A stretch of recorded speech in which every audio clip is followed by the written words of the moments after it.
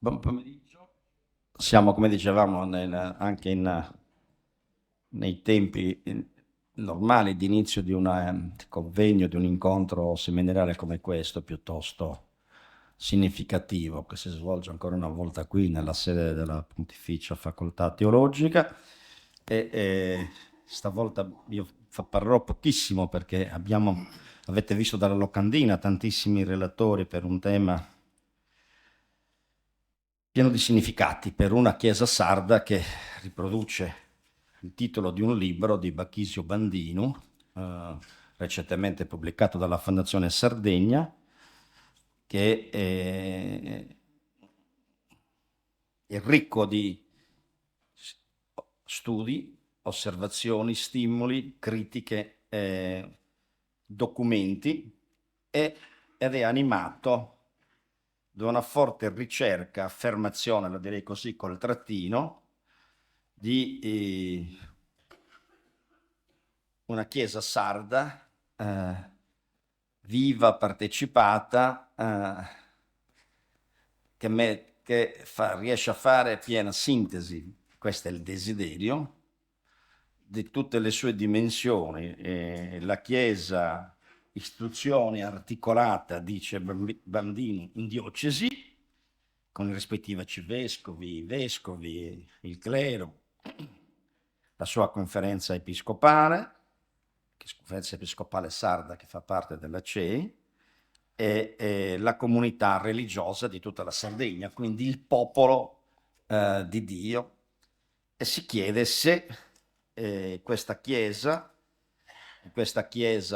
che è istituzione e che è popolo, ci sia o no una dimensione sarda, espressiva, reale, che esprima una inculturazione della fede tipica di quella che è la cultura, il modo di essere, di vivere la religiosità, di raccogliersi in comunità, di pregare.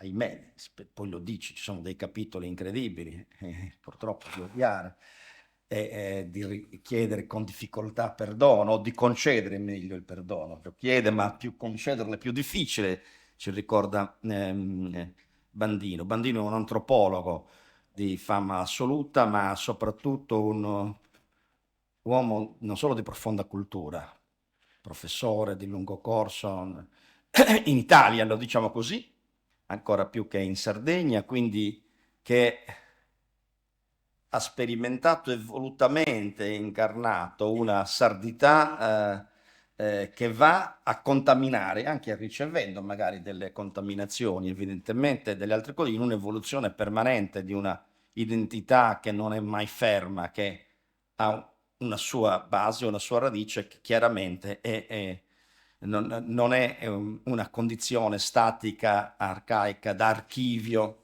ma non è un monumento, ma è una realtà vissuta che lui per primo incarni, ha voluto incarnare nella sua vita, quella professionale di professore, quella di giornalista, quella di studioso, antropologo, di scrittore di libri, soprattutto di sardità, la direi così con una parola semplice e unica, che ha messo in campo anche in tutto questo bellissimo volume, stimolante, molto critico in alcuni passaggi, molto duri anche nella critica severa per ciò che siamo come Chiesa nel suo complesso di popolo, come per ciò che è la Chiesa cosiddetta istituzione, che magari dice lui è capace di fare documenti straordinari e poi concretamente lui incalza continuamente andando con puntigliosità a vedere alcuni passaggi chiave e qui in concreto alcune cose poi non si realizzano e si chiede perché e pone domande su domande, poi le vedremo quando parleranno ciascuno degli interventi e l'autore stesso. Ovviamente ritorna continuamente poi il tema della lingua sarda nella liturgia. Ecco, ma non è un tema esclusivo, è un tema che include un ragionamento molto forte sulla visione di una fede, proprio sul concetto dell'inculturazione della fede. Fino a quel punto questo processo si realizza, si è realizzato, matura, fino a quel punto, diciamo, quanto Giovanni Paolo II è lo stesso Papa in carica, al quale dedica pagine importanti alla luce proprio dei suoi scritti, delle sue encicliche, in particolare dei suoi discorsi e dei suoi ragionamenti, compresi quelli fatti in Sardegna. Bandino ecco, mette a fuoco temi sfidanti,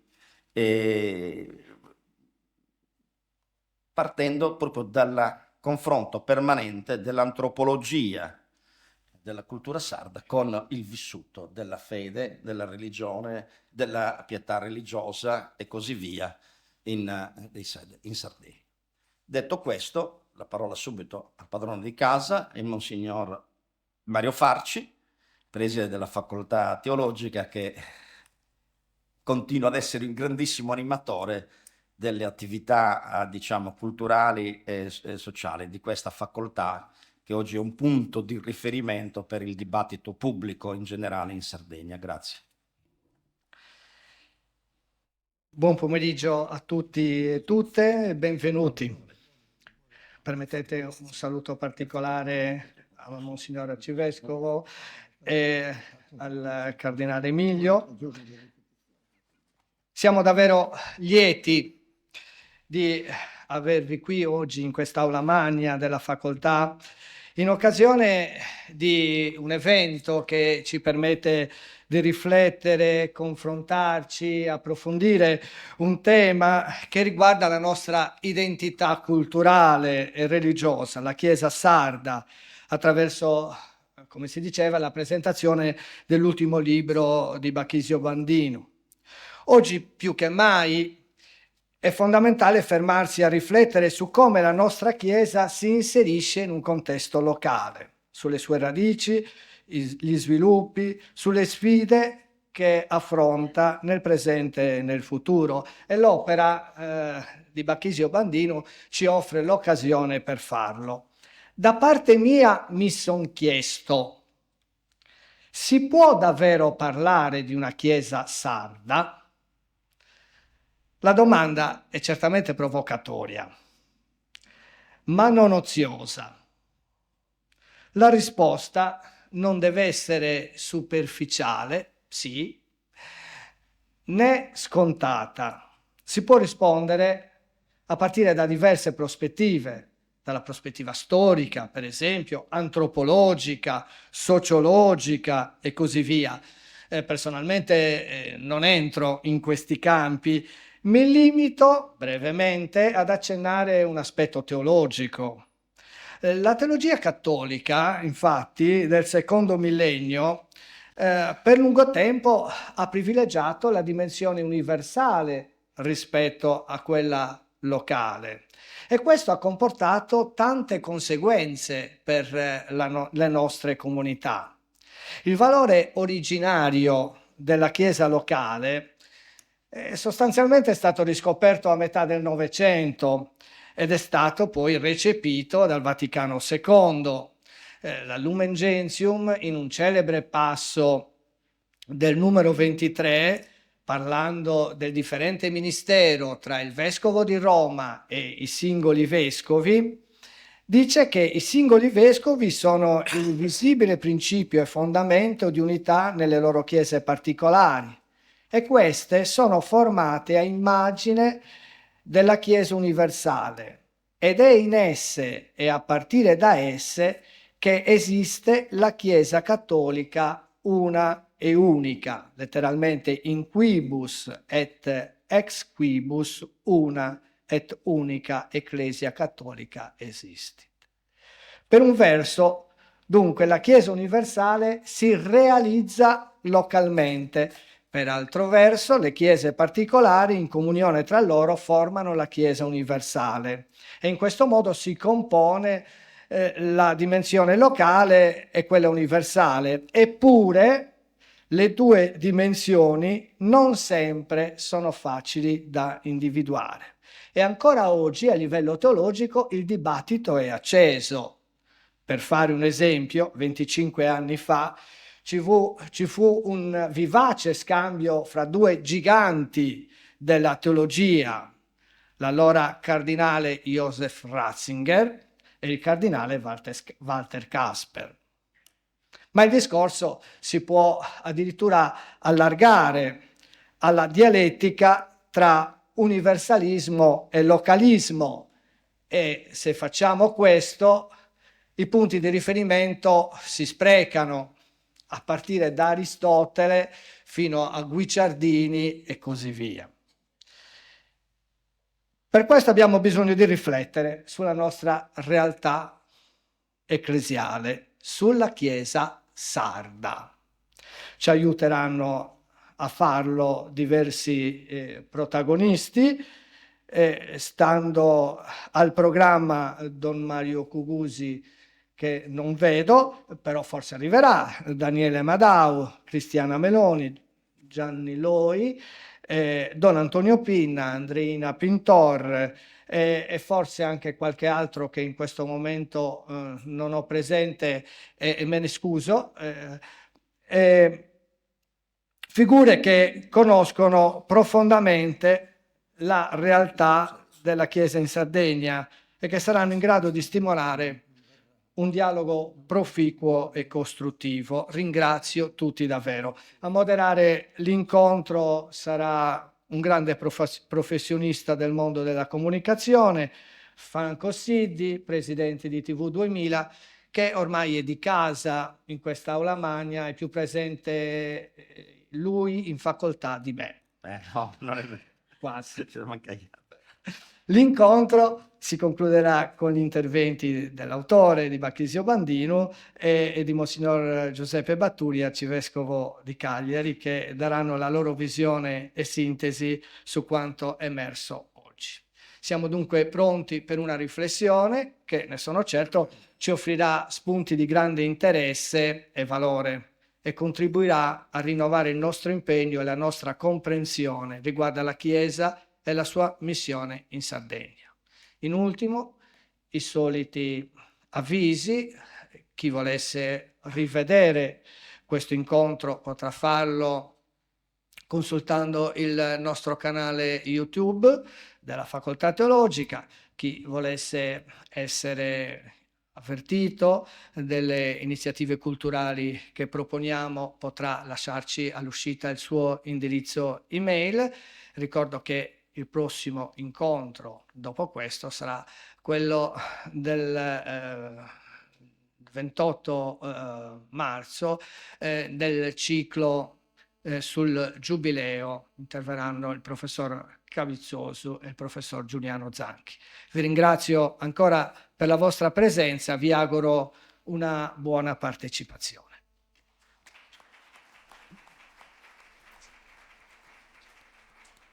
Grazie molte, Monsignor Farci, come sempre questa introduzione ci agevola il lavoro, ci ha anche presentato i relatori, quindi possiamo comincerei subito, lo dico, annuncio che non potrà venire purtroppo Don Mario Cugusi, ecco perché non c'è in sala e pare non ce la faccia ad arrivare per ragioni di salute, Monsignor Farci, quindi ci dispiace perché i temi trattati in questo volume lui li segue, li discute da anni con l'autore e con molti dei promotori delle iniziative che ruotano anche intorno alla Fondazione Sardinia, che è il cuore un po' di questa attività culturale che spiove anche sulla Chiesa e sulla religione. Quindi seguirei l'ordine che avete anche nella locandina per cominciare gli interventi, quindi era previsto che cominciasse Don Mario Cugusi, invece cominceremo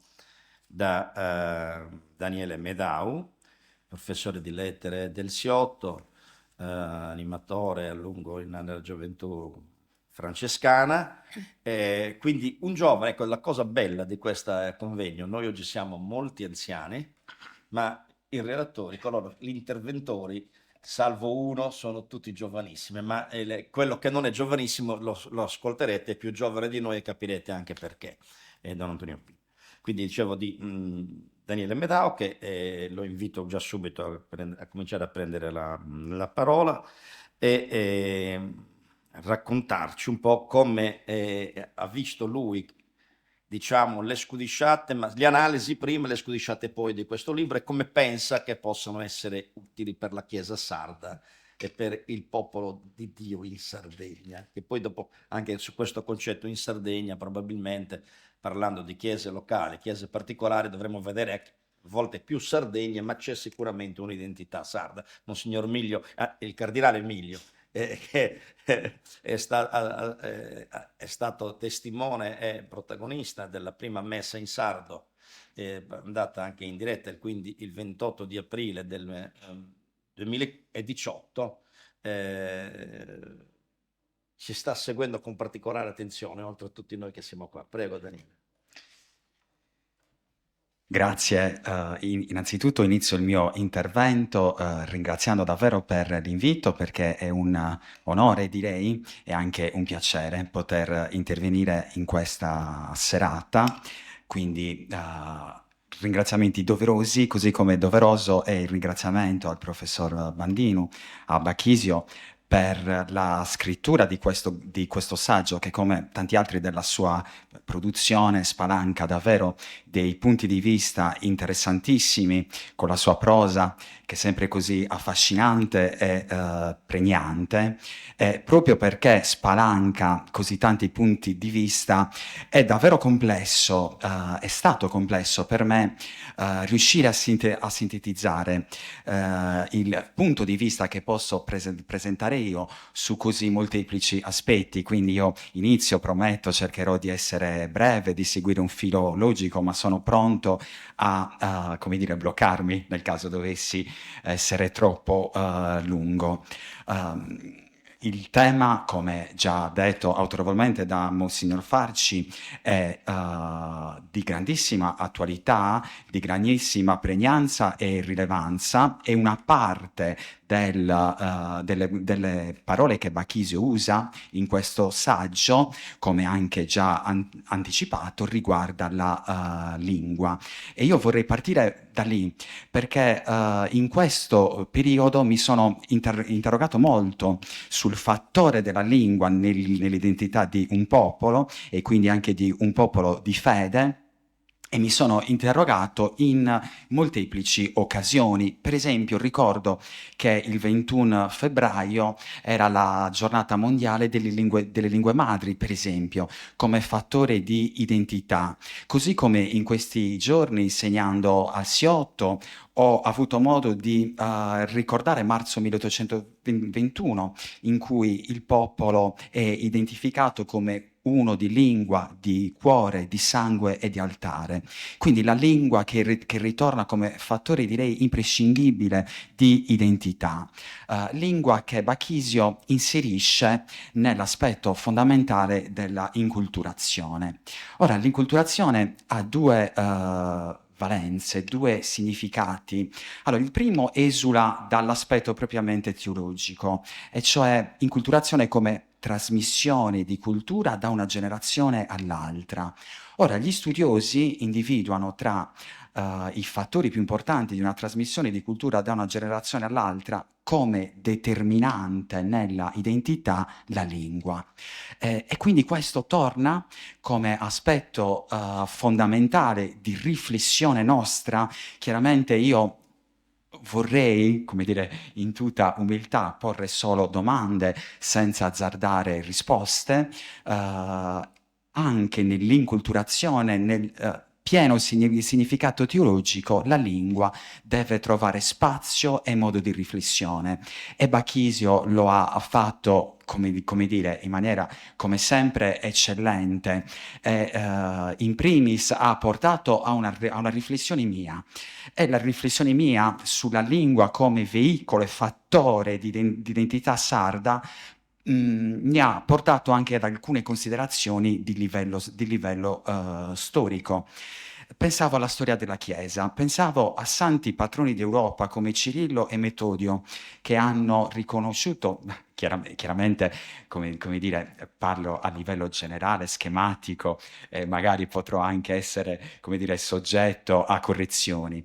Però nella storia della Chiesa, Cirillo e Metodio, per esempio, in un momento storico complesso, hanno ottenuto da Papa Niccolò I dei particolari permessi, no? In riferimento all'uso della lingua come trasmissione di cultura, in quel caso di cultura testamentaria.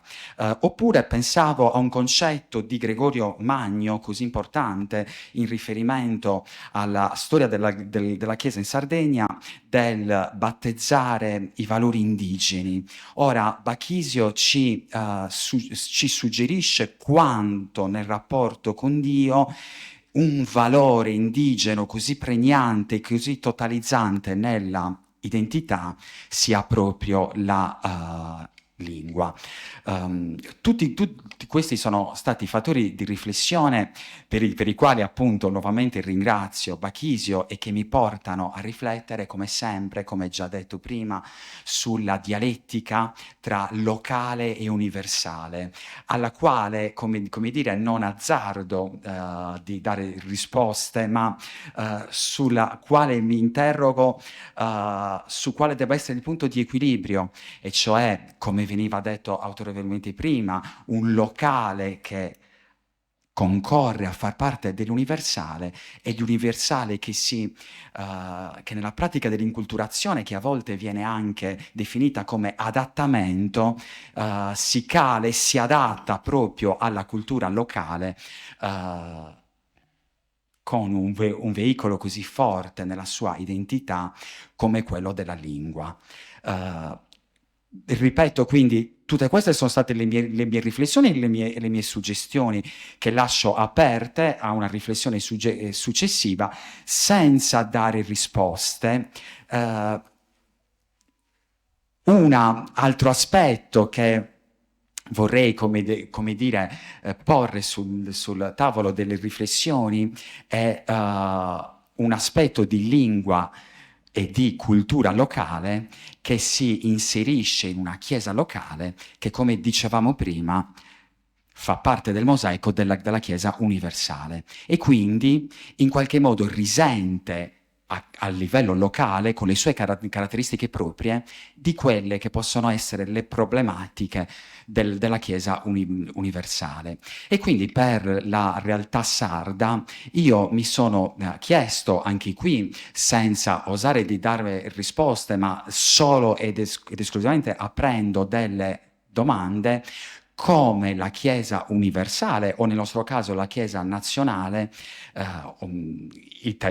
italiana, potremmo dire così, ha dato o ha provato a dare risposte a problematiche sarde che esulano tutto l'aspetto iniziale della lingua. E cioè, se la Chiesa sarda vive un fattore di crisi, come dire, a un livello di partecipazione di fedeli e credenti, soprattutto giovani, così come io constato ogni giorno stando fra i giovani, è perché magari vive a livello locale caratteristiche che possono essere anche presenti a livello nazionale, ma acuite. E cioè mi chiedo, ed è un qualcosa che poi vorrei chiedere a Bachisio come approfondimento ulteriore al suo saggio, e cioè la Chiesa a livello locale, come dire, ha agito sulle povertà che potremmo dire proprie dei nostri contesti, uso questo termine che può sembrare anche molto semplicistico, paesani, cioè delle località precise delle nostre piccole comunità, e cioè ha provato a svuotare i bar che io, quando ho insegnato nei vari paesi, ho visto pieni di giovani che non andavano a scuola, cioè trovavo i miei studenti lì invece di andare a scuola. Ha provato a rispondere all'emergenza lavorativa in Sardegna, o a quella che poteva essere ancora più di nicchia, l'emergenza lavorativa femminile in Sardegna. E sono tutte le domande che mi sono chiesto sul come la Chiesa ha provato a agire a livello locale. Quindi mi piacerebbe davvero sentire poi un parere di Bachisio, perché questo i giovani sentono, magari sappiamo i giovani sentono un po' meno o con un po' di difficoltà tutte le tematiche che giustamente la Chiesa propone loro sui valori non negoziabili, o magari sugli aspetti della loro sessualità. Però poi sul concreto loro hanno bisogno di queste risposte a livello sociale e di vita quotidiana. Chiaramente mi si può obiettare che, dal punto di vista dogmatico o teologico, la Chiesa magari non deve scendere su questo aspetto concreto della vita sociale. Ecco, chiaramente è una obiezione che io accetterei, perché non sto ponendo risposte, ma solo domande. Però io credo che una Chiesa che agisce a questo livello segue uno dei paragrafi più belli che ho trovato nel saggio di Bachisio di Bachisio Bandinu, perché l'ho trovato così bello, perché è un qualcosa a cui sto pensando molto in questo periodo, e sul fatto che alcuni studiosi, sia propriamente di teologia, ma non solo, stanno dedicando particolare attenzione, cioè l'aspetto della legge del desiderio nel Nuovo Testamento. La legge del desiderio nel Nuovo Testamento, che va a completare e a, come dire, superare proprio la legge del Vecchio Testamento.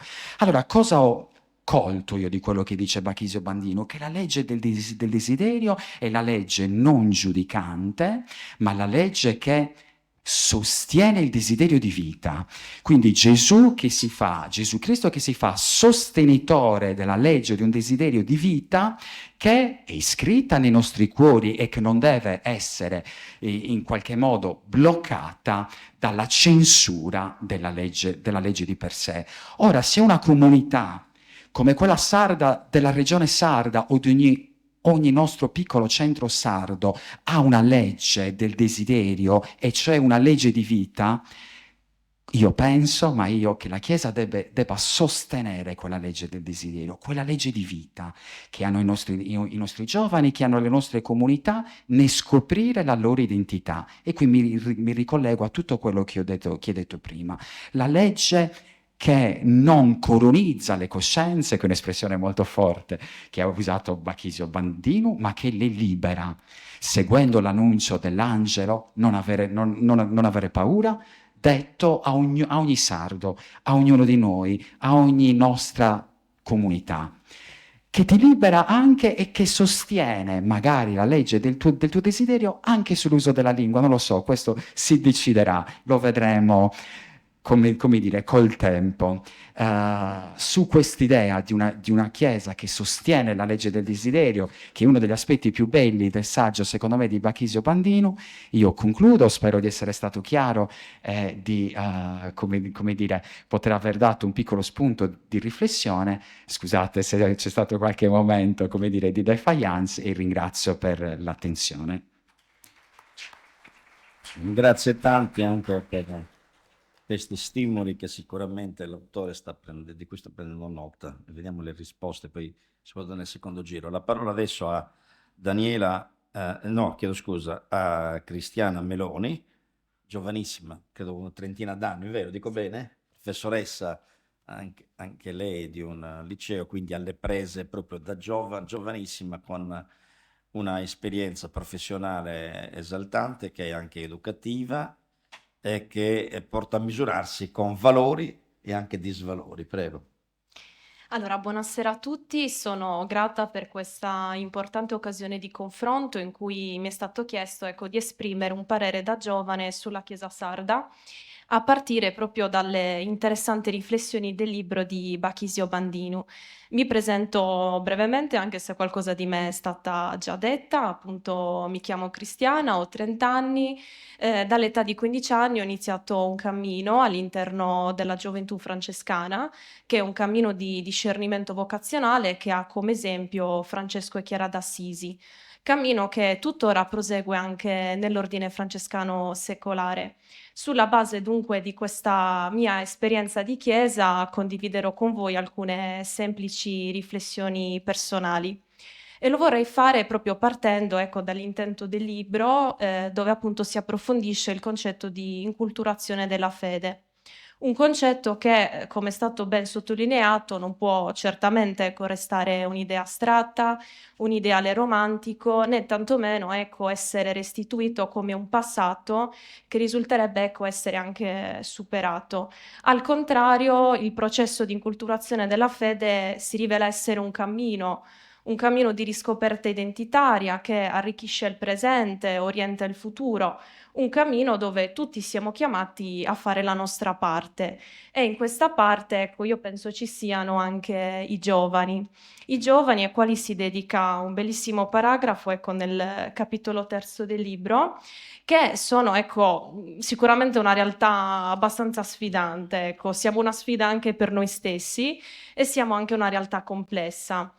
È innegabile tuttavia quanto le ultime generazioni, penso alla mia, ma penso anche alla generazione successiva, siano delle generazioni molto fragili. Senza voler ovviamente generalizzare, oggi molti giovani vivono nella paura, fanno anche uso di psicofarmaci in età abbastanza precoce, concepiscono il futuro non come l'attesa di un bene, ma come veramente un qualcosa da cui doversi preparare per sopravvivere al meglio. E dinanzi quindi a una realtà abbastanza complessa di tanti giovani smarriti, io credo che la Chiesa sarda, ma non solo, non debba avere per forza delle soluzioni o delle risposte da darci, ma deve aiutarci a porci le domande giuste, quelle domande che sono capaci di dare senso e direzione, ecco, alla nostra esistenza. Penso tantissimo a Francesco d'Assisi, un giovane come me, un uomo come tutti noi, ecco, che nel corso della sua vita si è posto tantissime domande. Riuscirò a rendere mio padre orgoglioso? Diventerò, ecco, un famoso cavaliere, un nobile commerciante? Tutte domande legittime nelle quali possiamo anche, come dire, rispecchiarci. Fino a quando nell'episodio famosissimo, ecco, di Spoleto fa un incontro che parla già di Chiesa. E in quell'incontro lui si pone una domanda decisiva: Signore, cosa vuoi che io faccia? E a quella domanda Francesco non riceve una risposta definitiva, ma al contrario inizia per lui un cammino condiviso con tanti fratelli e sorelle, un cammino di riscoperta anche di sé, di momenti di gioia, ma anche di momenti di dolore, ecco. E anche quando sarà un uomo adulto, sempre chiederà consiglio ai suoi fratelli, sempre si affiderà alle preghiere di Chiara. E credo che in fondo, ecco, sia questa l'immagine di Chiesa di cui c'è bisogno oggi, ecco, una Chiesa che si fa madre, che sa attendere, sa accogliere, una Chiesa che rende i giovani reali protagonisti, ecco, del loro cammino. Una Chiesa, oserei dire, missionaria, quindi una Chiesa che è realmente inserita all'interno, come dire, della società in cui è chiamata a servire, una Chiesa che sa dialogare con le scuole, dove per esempio anche l'ora di religione, che pur non essendo ovviamente un'ora di catechismo, ma offrendo tanti spunti, ormai non viene più vissuta.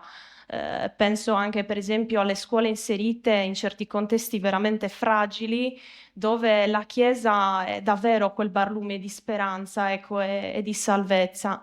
Penso a tutta la questione, ecco, del mondo del lavoro, la disperazione che c'è in giro, ecco.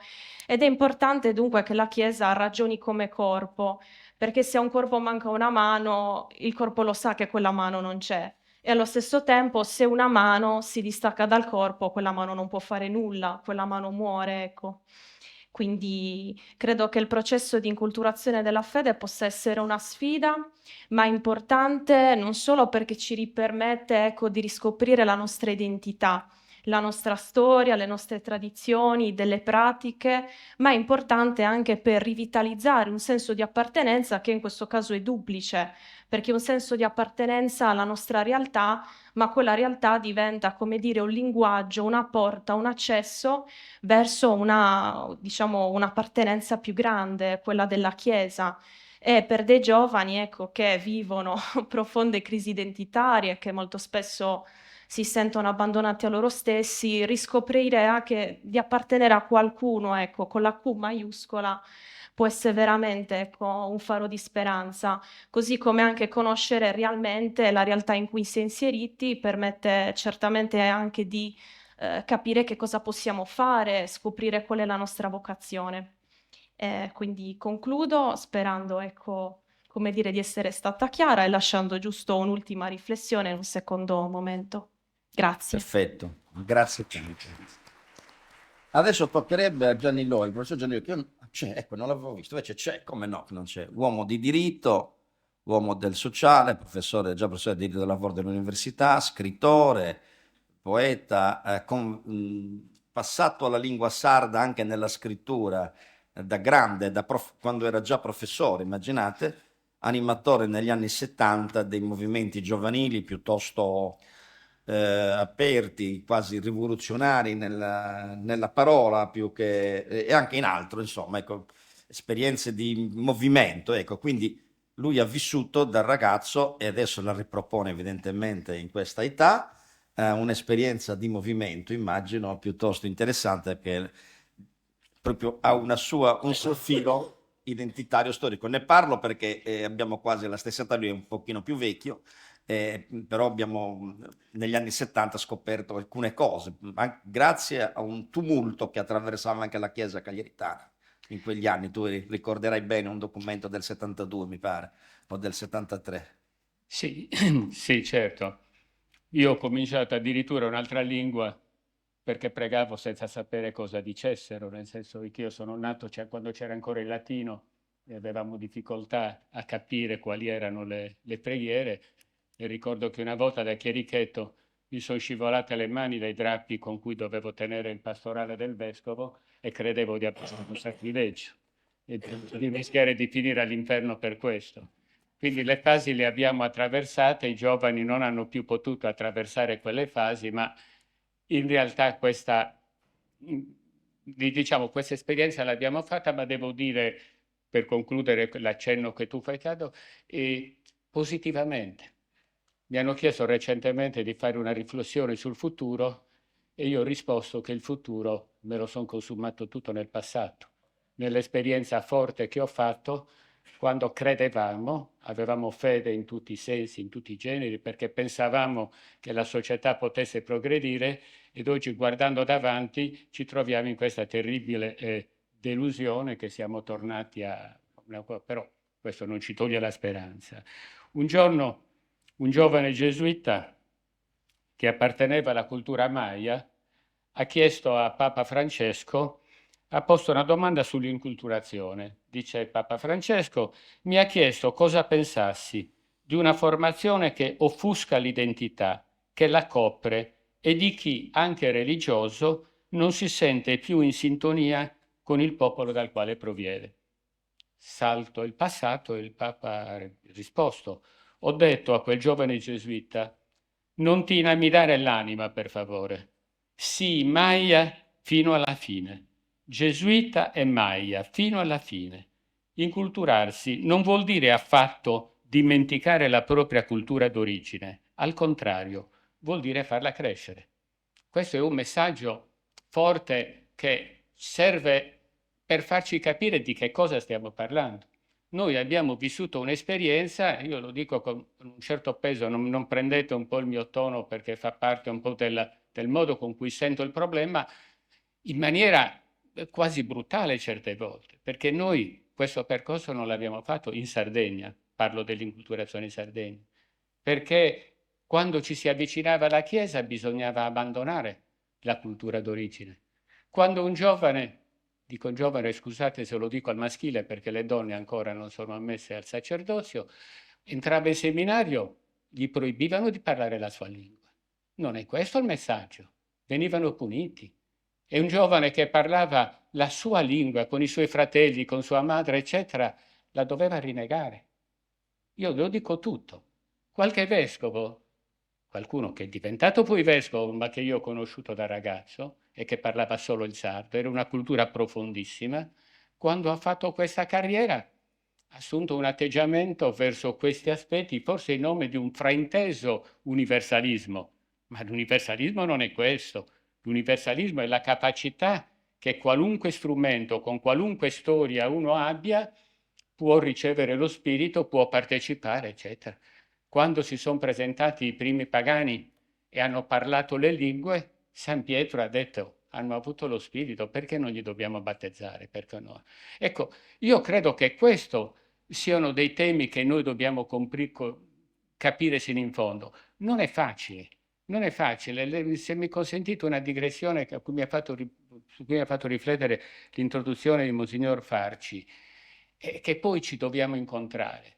Io ho conosciuto in un periodo una vicenda in Nicaragua, ho conosciuto un parroco, amico mio, il parroco di una parrocchia di Managua, che aveva costruito l'altare con le pietre ricavate dai sempietrini usati nella rivolta.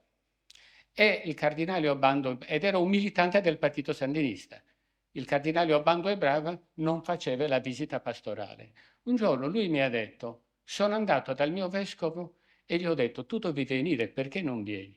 Perché noi siamo nella stessa chiesa. Questo mi ha colpito molto, perché a volte mi ha dato l'idea di come questi sono i problemi reali, veri che dobbiamo superare. Cioè la capacità di non fermarci, di non essere su sponde opposte, perché i cristiani, diciamocelo, sono da tutte le parti. C'è gente che brandisce nei comizi il crocifisso, il rosario, ne abbiamo visto tanti, quindi con ipotesi diverse. Noi dobbiamo capire come ci collochiamo, ciascuno con la propria cultura, con le sue diversità in questo aspetto. Né fingere che non esistano i problemi, ma neppure pensare che noi li possiamo risolvere facendo finta che non esistono. Ecco, quindi questo è un tema. E allora io non voglio parlare tanto della Chiesa, voglio parlare più del valore che noi abbiamo prima. Le lingue. La lingua è un dono di Dio.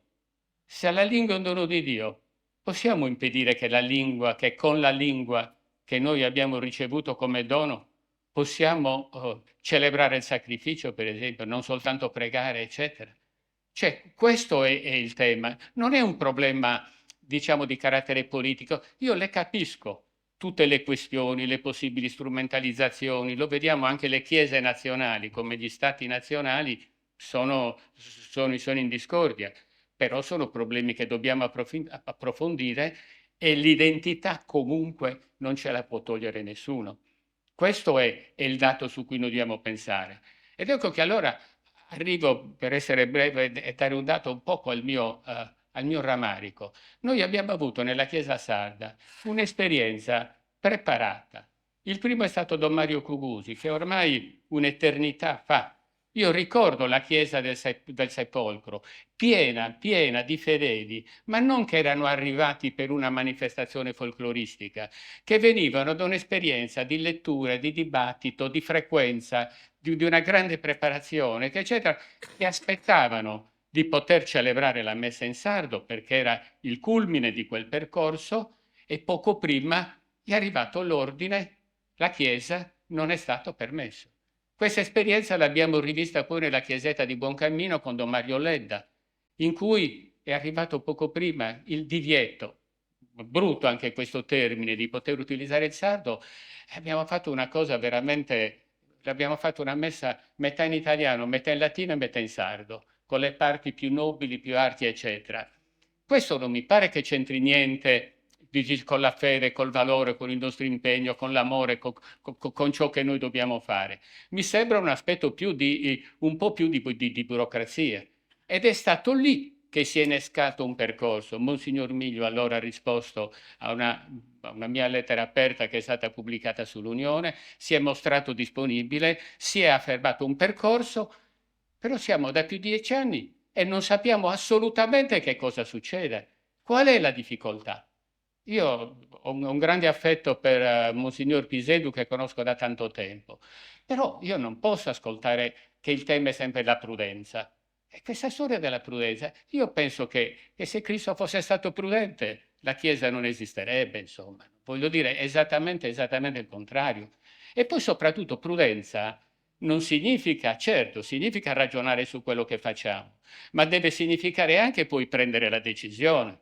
Allora io dico, siccome per esempio c'è un organismo, perché ancora i laici non sono stati incorporati effettivamente nella comunità ecclesiale, diciamo le cose come le stanno, è ancora in mano a chi la gestisce, però prendete una settimana di ritiro spirituale, ragionate e date una risposta se siete d'accordo o no che la lingua sarda possa essere degna di essere utilizzata per il sacrificio. E dateci una risposta.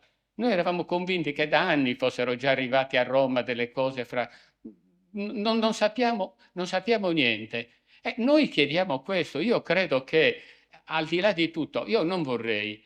C'è qualcuno di voi ricorda Giovanna Marini?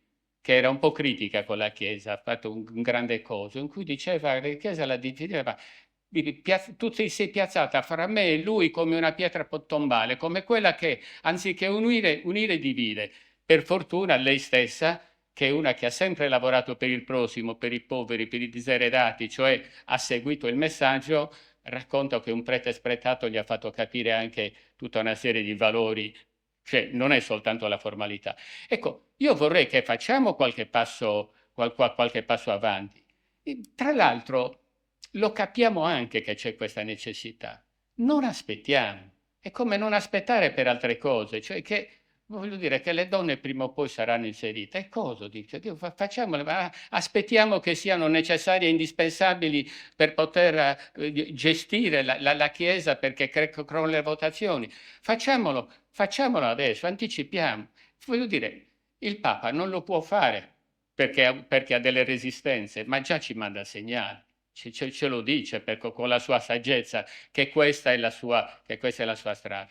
Allora io dico, scusatemi se ho usato questo tono, ma vorrei arrivare ai dati. Il problema della lingua, diciamo, la lingua sarda può essere una lingua con il quale si può realizzare il sacrificio. Perché i problemi tecnici, quelli di traduzione, non esistono, badate, non esistono. La traduzione è perfetta. La traduzione che è stata fatta male, semmai, è stata quella dal latino all'italiano. Perché Dio degli eserciti, che diventa Dio dell'universo, è evidentemente una scelta che non è di traduzione, ma è una scelta di carattere politico su cui io posso accordarci. O non ci rendiamo conto che nel mondo gli spagnoli sono convinti che Dio è morto per alcuni e noi siamo convinti che è morto per tutti, perché nel canone si usa una formula diversa, così in Germania. E il Papa stesso, badate bene, nei suoi viaggi pastorali usa la formula diversa a seconda della lingua con cui lo utilizza. Quindi problemi di traduzione non ce ne sono. È una scelta eminentemente culturale. Se riteniamo che il popolo sardo debba finalmente liberarsi da una forte oppressione che ha avuto, ma ha avuto anche l'aspetto positivo, perché ha avuto grandissimi sacerdoti, grandissime persone che hanno operato per il bene, che l'hanno fatto anche con questa lingua. C'è ancora qualche parroco, qualche vecchio sacerdote che predica in sardo.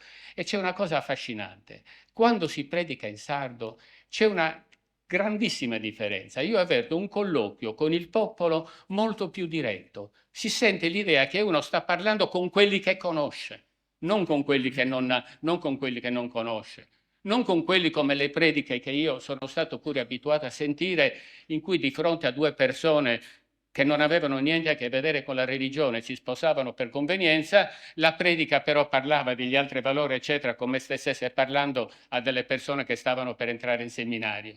Questo distacco, no, questa è la differenza, questa è la comunità vera che noi dobbiamo creare. Comunità che nella Chiesa c'è sempre stata, ci sono stati diversi riti, poi abbiamo qualche concilio che non è stato d'accordo. E questo della lingua, badate, nasce da tempo. E ancora una volta con i vescovi tedeschi, perché la prima volta che è stata proibita è stata nel 500, quando la Chiesa si è schierata con i vescovi spagnoli contro i vescovi tedeschi, proibendo l'uso. Quindi queste cose lasciamole, pensiamo ad oggi, speriamo, pensiamo al valore teologico, non agli aspetti strutturali organizzativi. Scusatemi se ho un po'... Grazie. Domandone sullo sfondo è: per Gianni Loi è risolto, nel senso che per Gianni Loi la lingua sarda è lingua liturgica. La lingua liturgica poi però deve essere dichiarata tale, ma ne vedremo altri. Il tema è sicuramente esiste, sicuramente oggi se però tutte le prediche fossero in sardo, una buona parte forse non ce la farebbe. Io sì, ma anche al mio paese non tutti. Io le ricordo qualcuna da bambino, bellissime, meravigliose, le vorrei risentire perché c'è una potenza nella lingua sarda espressiva che a volte non la troviamo. Non volevo intervenire, ma rischio di intervenire perché sei provocatore. Bacchisio Bandino, quando cita le preghiere, eccetera, fa un'osservazione bellissima sull'Ave Maria. La traduzione sostanziale è uguale. Ave Maria, piena di grazia, ma Ave Maria, Ghises de grazia plena, sembra più profondo. Per noi sardi lo è di sicuro, no?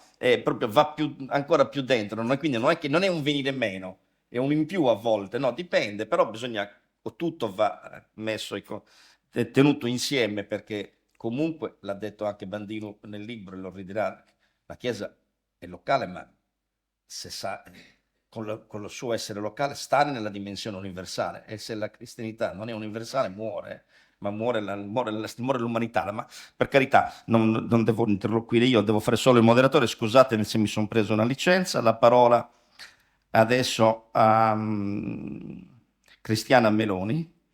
No, gli hai già parlato, vi chiedo scusa. Gianni lui ha parlato, quindi chi deve parlare?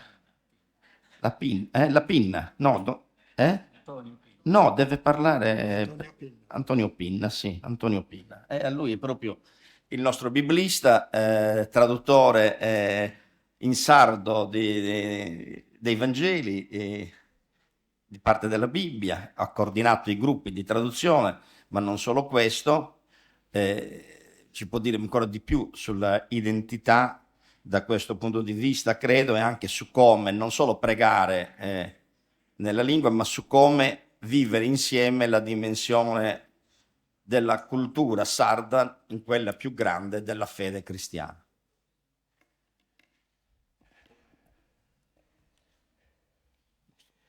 Certo, per una chiesa sarda. Certo, sembra che il punto di vista sia solamente ecclesiale, dentro la chiesa. Tuttavia, se proprio tra il clero, preti e vescovi, è stato detto in diversi modi, c'è stata una difficoltà a parlare di questo argomento, sembra che un parroco lontano da qui, quando ha ricevuto questo libro, appena l'ha visto, ha detto carta straccia. Ecco, quindi dobbiamo fare il conto con questa realtà, che di questo argomento si può parlare più facilmente e con più interesse fuori dalla Chiesa che dentro la Chiesa. E mi chiedo perché. È una risposta che mi do. In questi giorni sto anche pensando, a fine mese ci sarà a Bitti una commemorazione di Padre Turdas. E lì di sera è previsto che Monsignor Sanguinetti ci dirà qualcosa di quello che è successo sulla lingua. Va bene, questo, va bene. Ma comunque, perché ricordo Padre Turdas? Perché dal punto di vista storico. Ora, perché nel clero, i vescovi lo sanno bene, perché il clero, i preti, la maggior parte dei preti è contro? La mia risposta è che nella Chiesa e anche nello Stato italiano si è favorita una ignoranza strutturale e generale sul fatto Sardegna. Qui mi riferisco a ignoranza della storia e ignoranza dell'antropologia, ciò che porta a una ignoranza di che cosa vuol dire all'interno della Chiesa inculturazione della fede. Almeno nel mio corso di studi, io non ho mai studiato storia della Chiesa in Sardegna. Non ho mai studiato storia della Sardegna. La maggior parte del clero è in queste condizioni. Quindi, se non si conosce la storia, e a leggere la storia della Sardegna, dei rapporti tra Chiesa, che poi vuol dire vescovi molto, e Sardegna,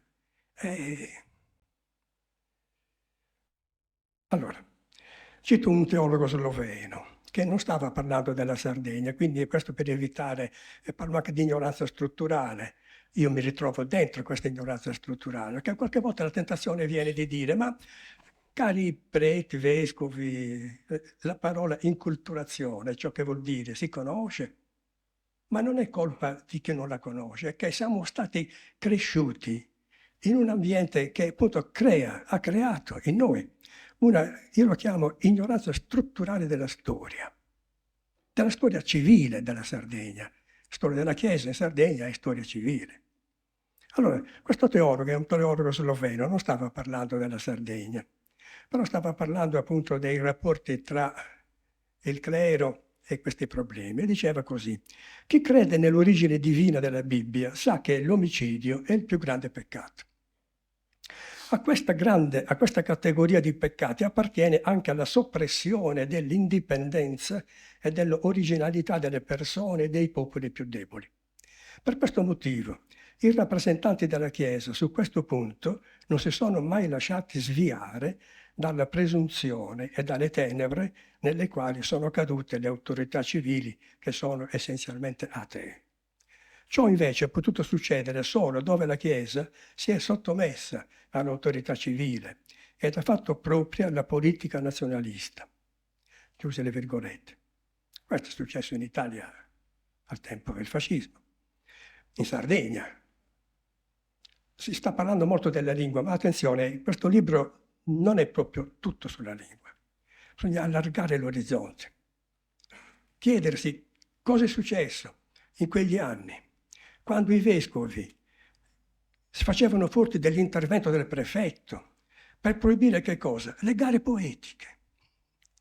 Proibire le gare poetiche, che c'è da mettere in sardo. Oggi, che mondo era? Ma capite che c'era una distanza culturale, no? Dalla società. Uno degli impegni prioritari, no, le virgolette sono ancora aperte, uno degli impegni prioritari della Chiesa nell'Europa unita, di cui si sta parlando, ovvero il locale universale, non è solo un problema di Chiesa sarda, è un problema di oggi. Uno degli impegni prioritari della Chiesa nell'Europa unita, secondo questo studioso, dovrà essere quello di impegnarsi per l'affermazione dei diritti fondamentali della persona umana e tutelare i piccoli popoli. Non è che stiamo discutendo semplicemente all'interno della Chiesa sarda, no, stiamo discutendo di ciò che sta succedendo nel mondo. E noi siamo piccoli popoli in mezzo ad altri popoli, forse anche più sfortunati di noi. Nell'ultima conferenza con Becchesio Bandino si è ancora una volta ricordato il disastro antropologico verificatosi in Sardegna nella prima e nella seconda metà del secolo scorso.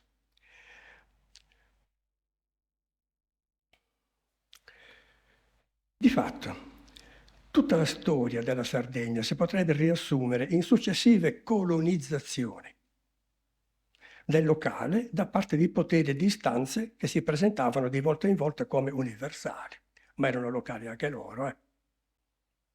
Purtroppo il disastro è che tutti i programmi scolastici, accademici, soprattutto in campo ecclesiale, e siamo in una facoltà di cui bisognerebbe vedere i programmi, no? Il disastro è che tutti i programmi scolastici accademici, soprattutto in campo ecclesiale, hanno accuratamente evitato, e forse evitano tuttora, di farci studiare la storia sarda in genere e la storia della Chiesa sarda in particolare. Il risultato è che il clero sardo, compresi i vescovi, a partire proprio dal testo del Concilio Plenario Sardo, ha difficoltà a recepire gli insegnamenti recenti della Chiesa universale, proprio sul concetto di inculturazione. Cioè non solo di rispetto, ma di valorizzazione positiva dei valori della cultura locale. L'inculturazione è un rapporto reciproco, di questo si parla a lungo nel libro di Becchesio. Anche quando il Concilio Plenario Sardo parla di valori locali, a parte alcune belle frasi programmatiche, lo fa sempre in una prospettiva soprattutto strumentale, di una pastorale più indaffarata che riflessiva.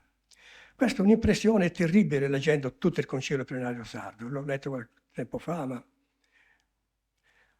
quando si parla nel Concilio Plenario Sardo non parla di inculturazione, parla di innesto, non usa mai il termine inculturazione.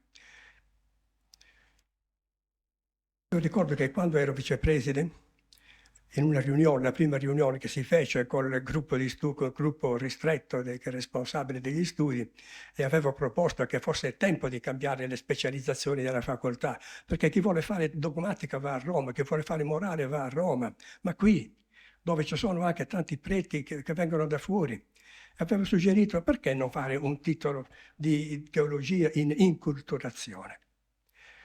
Ci fu un professore che veniva da Roma e disse, ma a Roma l'inculturazione non piace. Poi ci siamo guardati, ma che differenza c'è tra inculturazione e incarnazione?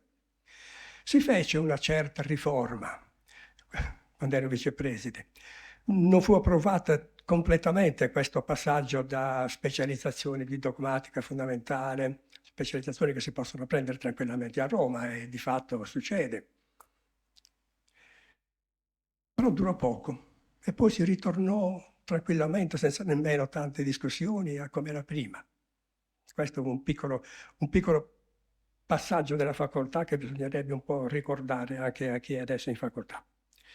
Allora, quindi dicevo, a leggere il Concilio Plenario Sardo, quando si parla di innesto e delle culture popolari, si vede che è preoccupata di uno strumento, ma non c'è veramente un approccio culturale. Di questo si deve tener conto quando nel testo di Bachisio Bandino si parla della formazione ecclesiastica nelle parrocchie.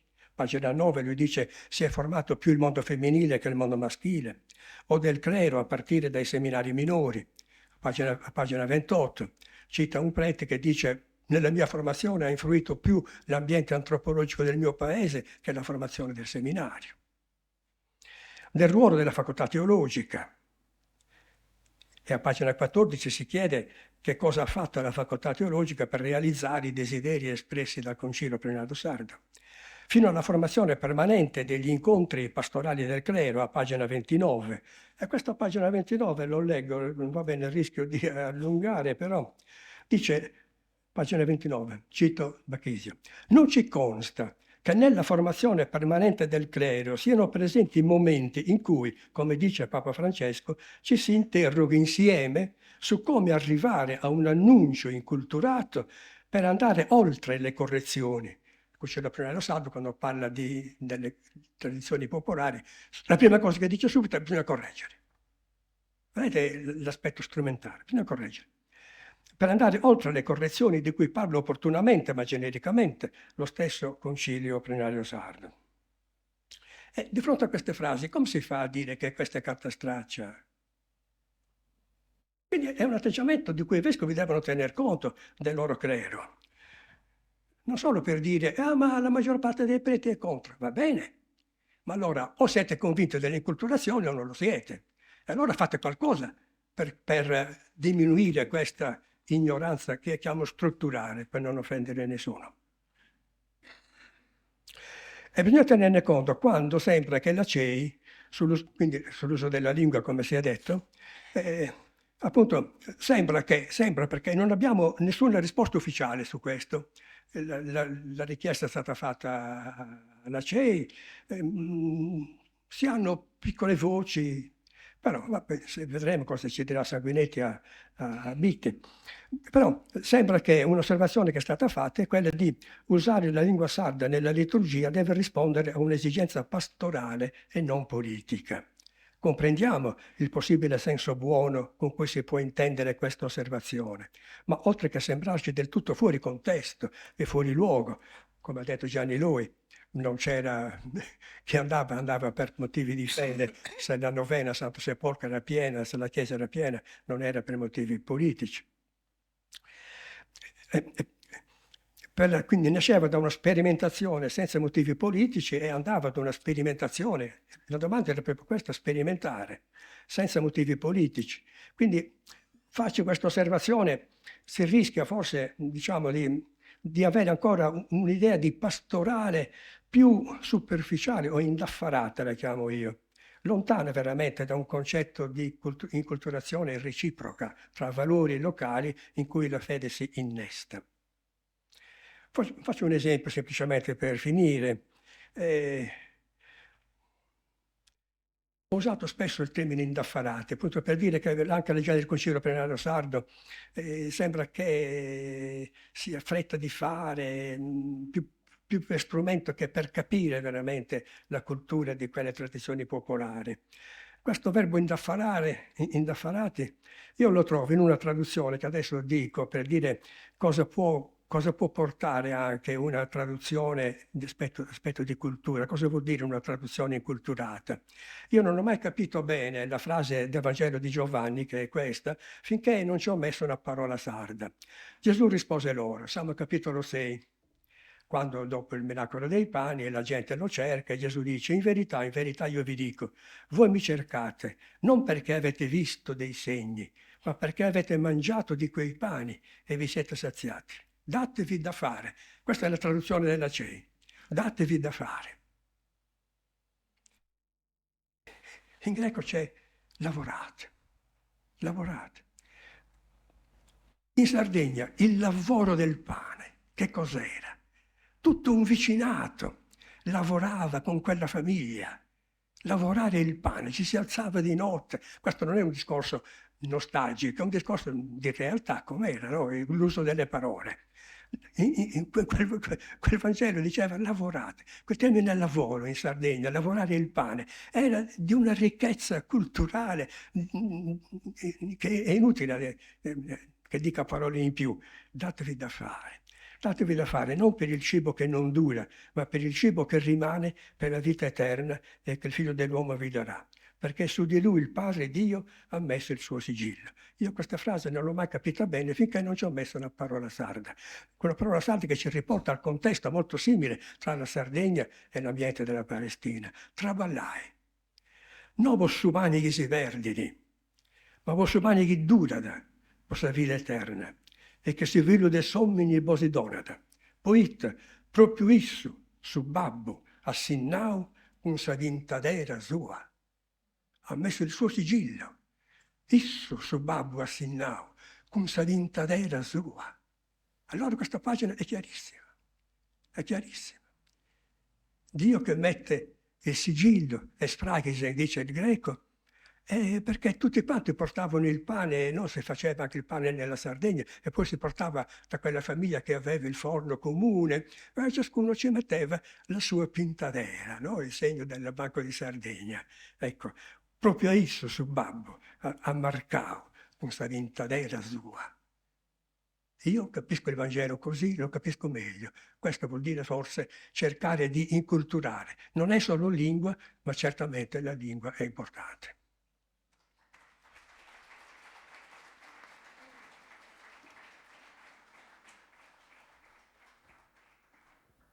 Forte e chiaro. Adesso Andreina Pintor, coordinatrice delle associazioni laicali, già presente all'Azione Cattolica Diocesana.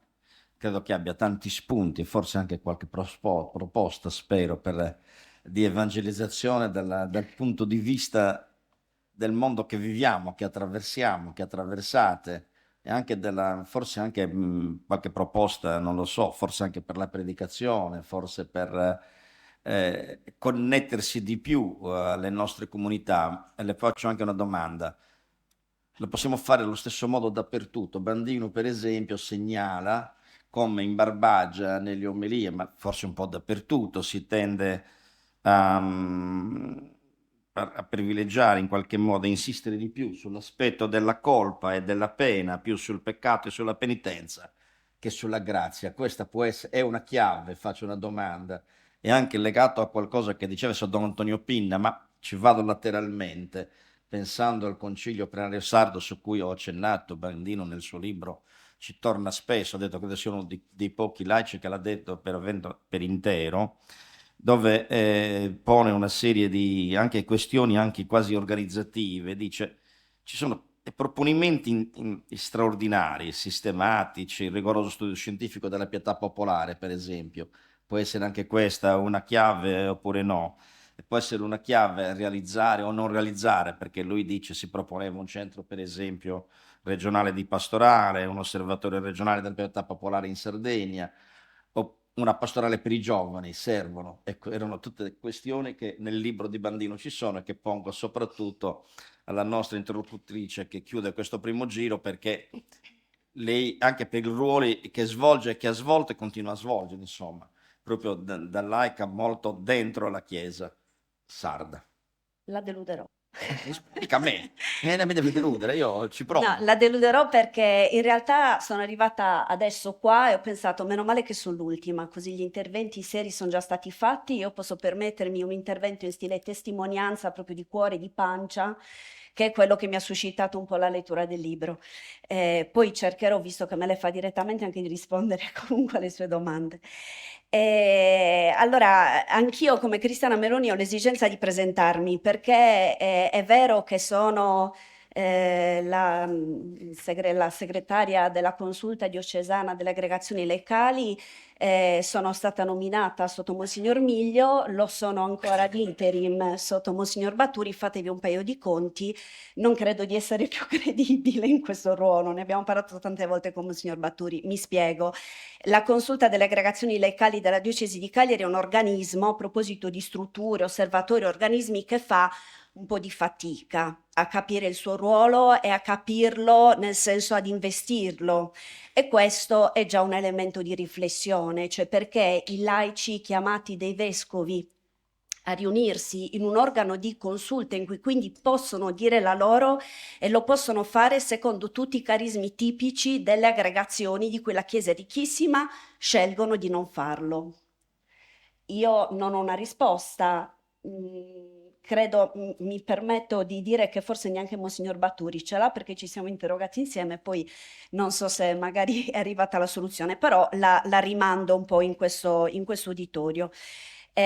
Sono stata presidente dell'Azione Cattolica, ma soprattutto ho una formazione che viene dall'Azione Cattolica, ed è questo che volevo raccontare. Perché è importante per me dirlo? Perché per me la Chiesa non è nient'altro che un insieme di laici e di ordinati che lavorano in corresponsabilità. La corresponsabilità è un termine che a noi è molto caro e che ormai è intriso nella mia persona, quindi quando mi si chiede qual è la prospettiva, qual è l'obiettivo della Chiesa sarda, in me non può giungere altro pensiero che qual è la responsabilità del laicato sardo. Quindi al di là di quello che i nostri pastori fanno, ci propongono, o insieme a quello che fanno e ci propongono, i laici che cosa fanno, che cosa propongono, quale ruolo si pongono in prospettiva, considerando che sono loro, cioè siamo noi che poi stiamo nel mondo vero, perché quello è il nostro compito, è la nostra vocazione. E continuo a presentarmi dicendo che ora io non ho più un ruolo, non rivesto più un ruolo di responsabilità in Azione Cattolica, anche perché sono moglie, sono madre, e siccome però la Chiesa non ti molla mai, ho un incarico insieme a mio marito nella pastorale familiare diocesana. E quindi il mio intervento voleva essere molto su questo osservatorio, cioè quello delle famiglie, di cui non si parla esplicitamente nel testo di professor Bandinu, che però ovviamente tutto quello che è scritto poi si rimbalza sul contesto familiare, o almeno io così l'ho percepito. Quindi dicevo tutte le famiglie che vivono nel contesto ecclesiale e quelle che vivono al di fuori.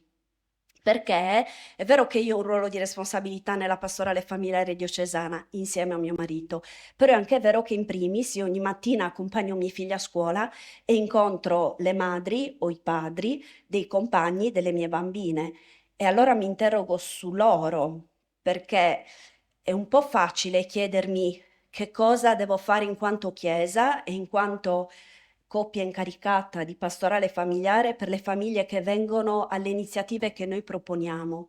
Io ogni giorno mi chiedo che cosa posso fare per rispondere alle domande di vita delle famiglie che stanno fuori dall'ombra dei nostri campanili, ma che non hanno smesso per questo di avere delle domande di vita, di avere degli interrogativi a cui io, parte concreta e attiva della Chiesa laica, devo rispondere. E sono anche una donna lavoratrice. Sul mondo del lavoro qua ognuno avrebbe da dire qualcosa, credo. E quindi nel mio mondo quotidiano, dopo aver lasciato le bambine a scuola, incontro gente che di chiesa, insomma, non ne vuole sentire molto, però questo ha suscitato in me una consapevolezza che avevo difficoltà a verbalizzare. Leggendo il testo di Bandino ho trovato questa frase che ho sentito proprio calzante per me, ed è questa: la Chiesa non è solo dei credenti, ma di tutti, non degli individui e dei gruppi eletti.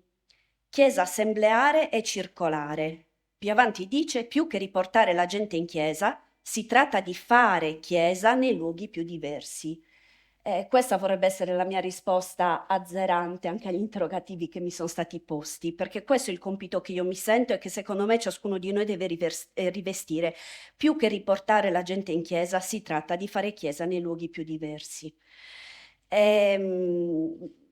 Detto questo, vi dico, diciamo, mi concentro su alcune parole che nella lettura di questo testo mi hanno risvegliato, suscitato qualcosa. Sempre mi dispiace nell'ottica dell'approccio della Chiesa alla famiglia e per la famiglia. La prima parola è il radicamento. Ne abbiamo un po' accennato parlando di inculturazione e in questo mi permette di rispondere un po' alla domanda se ci sia una risposta unanime per tutta la Chiesa sarda. Allora, mi capita di avere un occhio sulla pastorale familiare regionale. E questo tante volte mi pone subito l'interrogativo a cui accennava prima Monsignor Farci, ma possiamo davvero parlare di una Chiesa sarda? Perché quando noi ci confrontiamo sulle famiglie delle nostre diocesi, sulle iniziative da proporre, il mondo sardo è tutto diverso. Cioè quello che funziona, tra virgolette, a Cagliari, ad Algherobosa no. Perché comunque la realtà è quella che la gente vive, il popolo sardo è veramente, veramente tessuto dei suoi luoghi, dei suoi odori, della sua cultura, dell'affettività e quindi è difficile proporre una soluzione, una risposta univoca per le famiglie sarde, perché sono tanto diverse. L'altra parola è formazione. E qui non voglio farmi fraintendere, però Bandinu mi sostiene ecco, in questo che sto per dire, cioè quello che ritrovo nella pastorale familiare e in molti altri contesti laicali è l'ossessione morbosa per la formazione. Detto da una dell'Azione Cattolica sembra un ossimoro fatto a persona, no? Perché comunque in Azione Cattolica la formazione, per carità, è il principio assoluto. Va benissimo, ma la formazione per come l'ho recepita io in Azione Cattolica, per come la intendiamo tanti di noi, anche tutti questi presenti sicuramente, che abbiamo vissuto quello, non funziona più, non è, diciamo, non è il veicolo principale, ecco, mi spiego meglio, non è il veicolo principale per fare chiesa in tutti i luoghi. Il veicolo principale è far incontrare il Signore, che per carità non è una cosa facile, però è quello, perché la ragione per cui io oggi, che ho 48 anni, quindi non sono più in quota giovanissima, sono qua e con tutte le difficoltà della mia vita continuo a portare avanti, diciamo, a prestare il mio servizio, è perché ci sono stati momenti in cui, Signore, ho sentito di averlo incontrato e secondo me non c'è altra soluzione. E quindi per questo, siccome invece continuiamo nei contesti ecclesiali a dire è importante che le persone siano formate, che capiscono, perché la fede non è emozionale, ma deve arrivare anche a un contesto formativo, va benissimo, però non è la soluzione per il mondo di oggi, dal mio punto di vista. Viene dopo, viene dopo. L'altra parola è il tempo.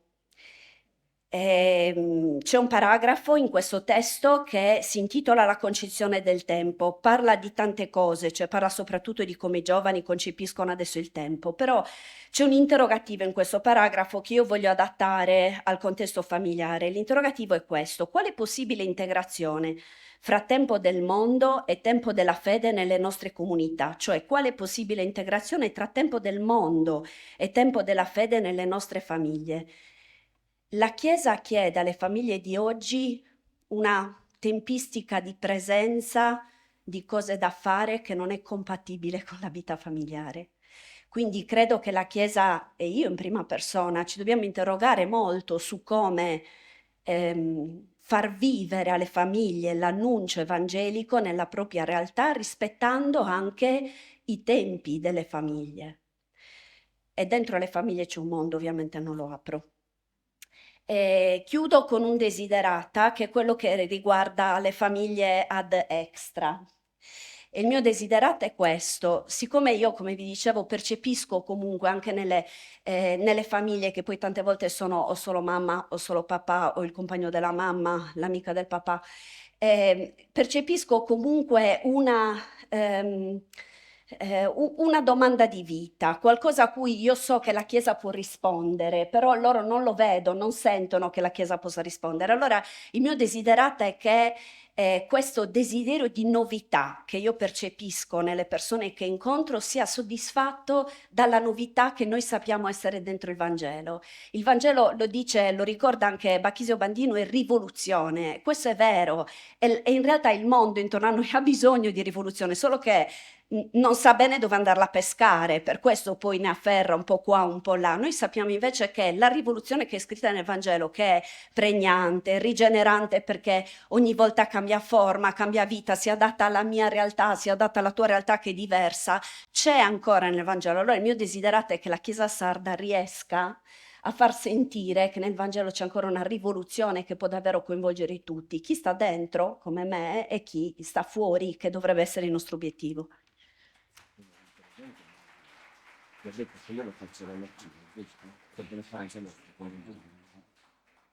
No. Intanto, allora, adesso veramente abbiamo ascoltato proprio una pluralità di voci. E se andiamo a vedere, ci sono dei punti di convergenza, ci sono dei punti di approccio differente, dei punti anche di attacco, e c'è un racconto vissuto da ciascuno in base alla propria esperienza del libro che avete imparato a capirlo e che dovrete leggerlo, perché è di una profondità assoluta, comunque per chiunque, su questo è vero, credenti e non credenti, ed è un libro che fa bene ai sardi che lo vogliono leggere. Pinna diceva non ci fanno studiare la lingua sarda, ma neanche la storia nella storia della Sardegna e nella storia della Chiesa sarda. E forse merita di essere studiata, anche laddove magari non condividiamo tutto. Bacchisio adesso lui farà un primo punto, io gli segnalo solo due questioni che lui stesso pone ovviamente nel libro, come nella centralità del suo libro, cioè l'elemento della evangelizzazione, della campagna come punto debole in qualche modo della Chiesa, che però va connesso probabilmente a un pezzo di Sardegna, alla condizione di vita delle persone, dei maschi. Lui accenna molto a questo problema che in buona parte della Sardegna gli uomini, ecco, non ci sono. Poi non è così uguale dappertutto, l'avete detto, la Chiesa è diversa, anche in Sardegna, sono più Sardegne. Oggi abbiamo tanti uomini in questa assemblea, per esempio, ma non solo perché siamo in città, ma anche in altre realtà locali. Le chiese a volte si riempiono anche all'interno, a Fonni capita, in altri paesi capita per le feste popolari, ma poi non capita più dopo. Questa è perché la domanda. Li trovi alle processioni con i cavalli magari e i costumi, poi non li trovi più per un anno quasi. Non è che hanno perso un cammino, ma ci sono tante ragioni. Alcune sono concrete, quasi come quelle delle famiglie, che è un problema di tempi. È chiaro che se il pastore stava mesi e mesi fuori casa era difficile, credo, quindi aspettava soprattutto le mamme, specie nelle zone pastorali. Questo il tema c'era. L'altro tema che poneva è quello della lingua, che torna anche nei vari discorsi. E Bandino è molto critico perché dice: abbiamo la sensazione che la lingua sarda venga considerata non all'altezza di parlare con Dio. Usa un'espressione fortissima. Io questo credo probabilmente non è vero, cioè diventa vero su qualche punto, se si ritiene che non possa essere buona per fare quella parte più alta della liturgia, cioè il momento della consacrazione, ma lì dipende dalle traduzioni, probabilmente ce lo diranno gli specialisti, coloro che hanno responsabilità, ma tu stesso osservi che nelle preghiere c'è una potenza di preghiera e anche di predicazione, laddove si facevano, c'erano solo le predicazioni in sardo, perché a parte la messa in latino che ricordava Gianni Loi, che avevamo anche noi da ragazzi, solo quelle, sì, le recitavamo, ma non sapevamo e non potevano sapere anche, però la predica in sardo per il popolo sardo era l'elemento che poi animava la vita settimanale delle persone e delle famiglie, per certi versi, in qualche modo le faceva sentire partecipe, le teneva in dialogo. Oggi quindi non è per un pezzo forse non lo è, ma lo è, la lingua lo è, e non è un elemento unico. Chiaramente poi c'è il bisogno di tenere conto che dobbiamo essere locali, rappresentare, vivere le espressioni, essere testimoni, ma allo stesso tempo essere dentro una dimensione che è quella della Chiesa universale e del Dio di tutti gli uomini del mondo. Prego, Bacchisio, ce n'è tante di... Quel libro è eccezionale.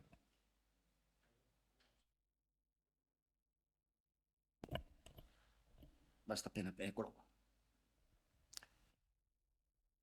qua. Grazie per questi contributi che hanno aperto traiettorie, sviluppi possibili, ricchi, per diversi aspetti. Per rispondere intanto alla domanda, quella cristiana è una religione al femminile, pur essendo stata promossa da apostoli maschi e diretta sostanzialmente da un clero maschile.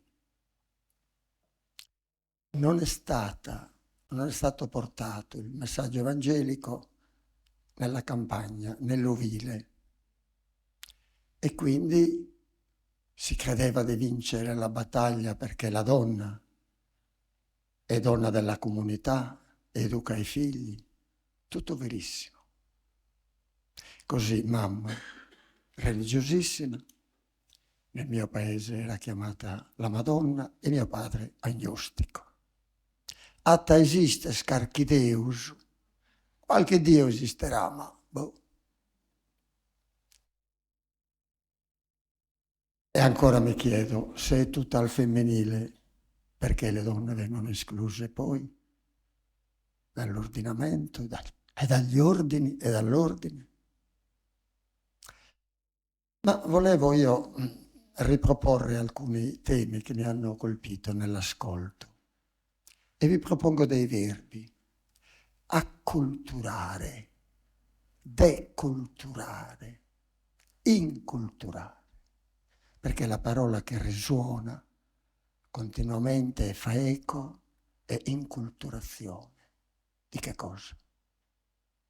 Della fede. E che cos'è questa fede? Acculturare è imporre una cultura. Deculturare è sopprimere una cultura autentica, originaria, vissuta, attribuirle caratteri negativi, destituirla di ogni pratica ed opera per imporne un'altra. Noi assistiamo a questi fenomeni di acculturazione e deculturazione. Invece inculturazione indica la relazione. In quale misura avviene tessitura tra il vissuto sardo, la cultura sarda, ma per cortesia abbassate il tono di questa parola cultura sarda, antropologia, chissà i tacherenare, è il vissuto quotidiano della gente. La quotidianità vissuta nel fare, nel pensare, nel dire, nell'amare, nell'odiare. Questa è la cultura sarda. E sono le opere e i giorni del nostro vissuto. Non è un concetto astratto, è incarnato nelle ore della nostra esistenza quotidiana. In che misura questa che chiamiamo antropologia sarda fa tessitura col messaggio evangelico? Ecco, questa domanda vi pongo. Voi questa tessitura la vivete? La osservate? Cosa ne pensate? Perché io ho paura che esista invece una cultura sarda nel senso di un vissuto, di un parlato, di una relazione continua, di una comunicazione, del lavoro, del tempo libero, della famiglia, della comunità. Questa è cultura sarda. Stia da una parte e dall'altra parte c'è la cultura religiosa, il Vangelo, la Chiesa. La Chiesa è altra cosa rispetto a questa cultura sarda del vissuto. In che misura interviene? Fa tessitura? O sono due realtà per cui ogni tanto la Chiesa entra nella dimensione spesso della predica o di una certa ritualità calendariale, entra in campo e si ritrae. Ma manca la tessitura. Questa è inculturazione della fede. Inculturazione della fede è come questa pratica di fede del mio parlare, operare e relazionarmi con Dio è tutt'uno con l'esperienza di vita, non come due mondi separati. La mia preoccupazione è proprio questo, dello stacco, della Chiesa come istituzione, che la parrocchia, la diocesi, la parrocchia, e la vita sarda, la gente sarda. Questo concetto, cioè, come è stato detto poc'anzi, che cos'è Chiesa? Chiesa è dove 3 di voi si incontrano, è Chiesa. Come affermare questa verità? Il laico è Chiesa, ma c'è differenza tra laico e clero? Come intendimento di fare Chiesa, essere Chiesa, c'è qualche priorità? Nel Vangelo c'è qualche priorità? Per cui l'istituzione è agente o dominante e in qualche modo il laicato rientra e deve rientrare in un cerchio che è una forma geometrica chiusa. Quali sono le dimensioni dell'apertura? Ancora insisto sul verbo e sul sostantivo, quale tessitura? Ma nel Vangelo Cristo forse è sempre nel Tempio? Dove si svolge la vita di Cristo? Per strada. La strada. La famiglia. La casa. Quante volte entra ed esce da una casa? È invitato. La comunità. Le parabole raccontate alla comunità, la strada, i percorsi, essere in cammino non in una prospettiva di una meta geografica, è il cammino stesso, il percorso di fede, è il camminare che è la pratica di fede, non certi obiettivi supposti più veri e calcolati come punto d'arrivo per potersi insediare lì e guardare dall'alto della collina e dirigere i lavori. No, la metafora non è la costruzione di muri, la metafora è la metafora della tenda, in cammino con la tenda. E si impianta la tenda e ci accoglie gente smarrita sotto questa tenda e si va avanti. Il percorso, l'essere in cammino. L'atto di fede non ha soste, non si raggiunge un risultato e ci si convince che ho raggiunto la meta. Ti ringrazio, Signore, perché io pratico, faccio l'elemosina, obbedisco ai comandamenti. Ecco, quello ha raggiunto un punto di ristoro, secondo lui, un punto di potere, un punto di realizzazione piena. Ha realizzato. E non come quel pubblicano che è in fondo alla Chiesa, che non osa neppure avanzare. Allora, Chiesa è la comunità del popolo di Dio. È vero che ci sono maggiori responsabilità da parte, supponiamo, del clero, ma anche di molti laici. Ma non è in una dimensione gerarchica, intendendola in senso evangelico. Nel Vangelo non c'è gerarchia. Quindi questa dimensione del convivere nella pratica di fede, in uno scambio relazionale di sentimenti, di propositi, di raggiungimenti comunicanti e comunicati. In che misura allora c'è Chiesa e si fa Chiesa? Andare in Chiesa è stato detto, e chi ci va in Chiesa oggi? Il 18% mi dicono. Ma perché solo quella è Chiesa come architettura? Certo, ha una legittimazione storica, è bene o male, ma forse è venuto il tempo in cui il percorso evangelico si ripropone per strada, per luoghi dove si vive, la casa, la piazza, la bettola, e cioè dove c'è l'incontro. Per cui non mi pongo il problema di una localizzazione istituzionale, anche, per carità, niente contro. Mi pongo il problema della relazione. Chi va in chiesa ascolta un'omelia.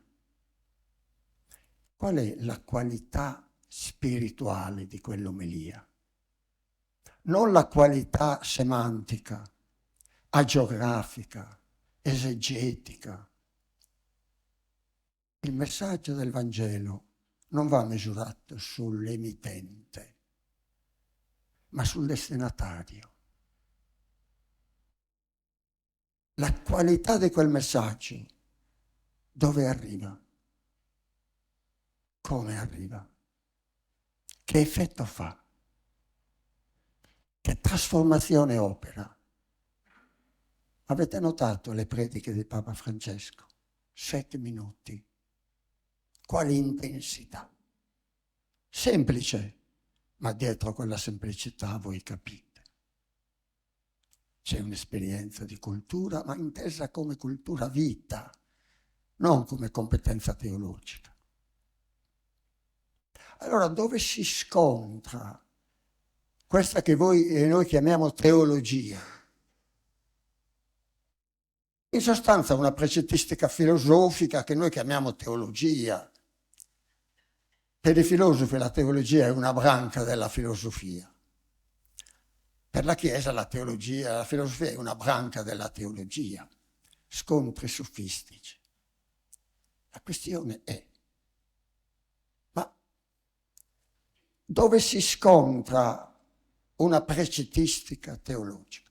No, questi sono punti fondamentali inderogabili, qui non si discute. Cristo non ha mai detto non si discute. Anzi, è la discussione che parla e ascolta. Ascolta.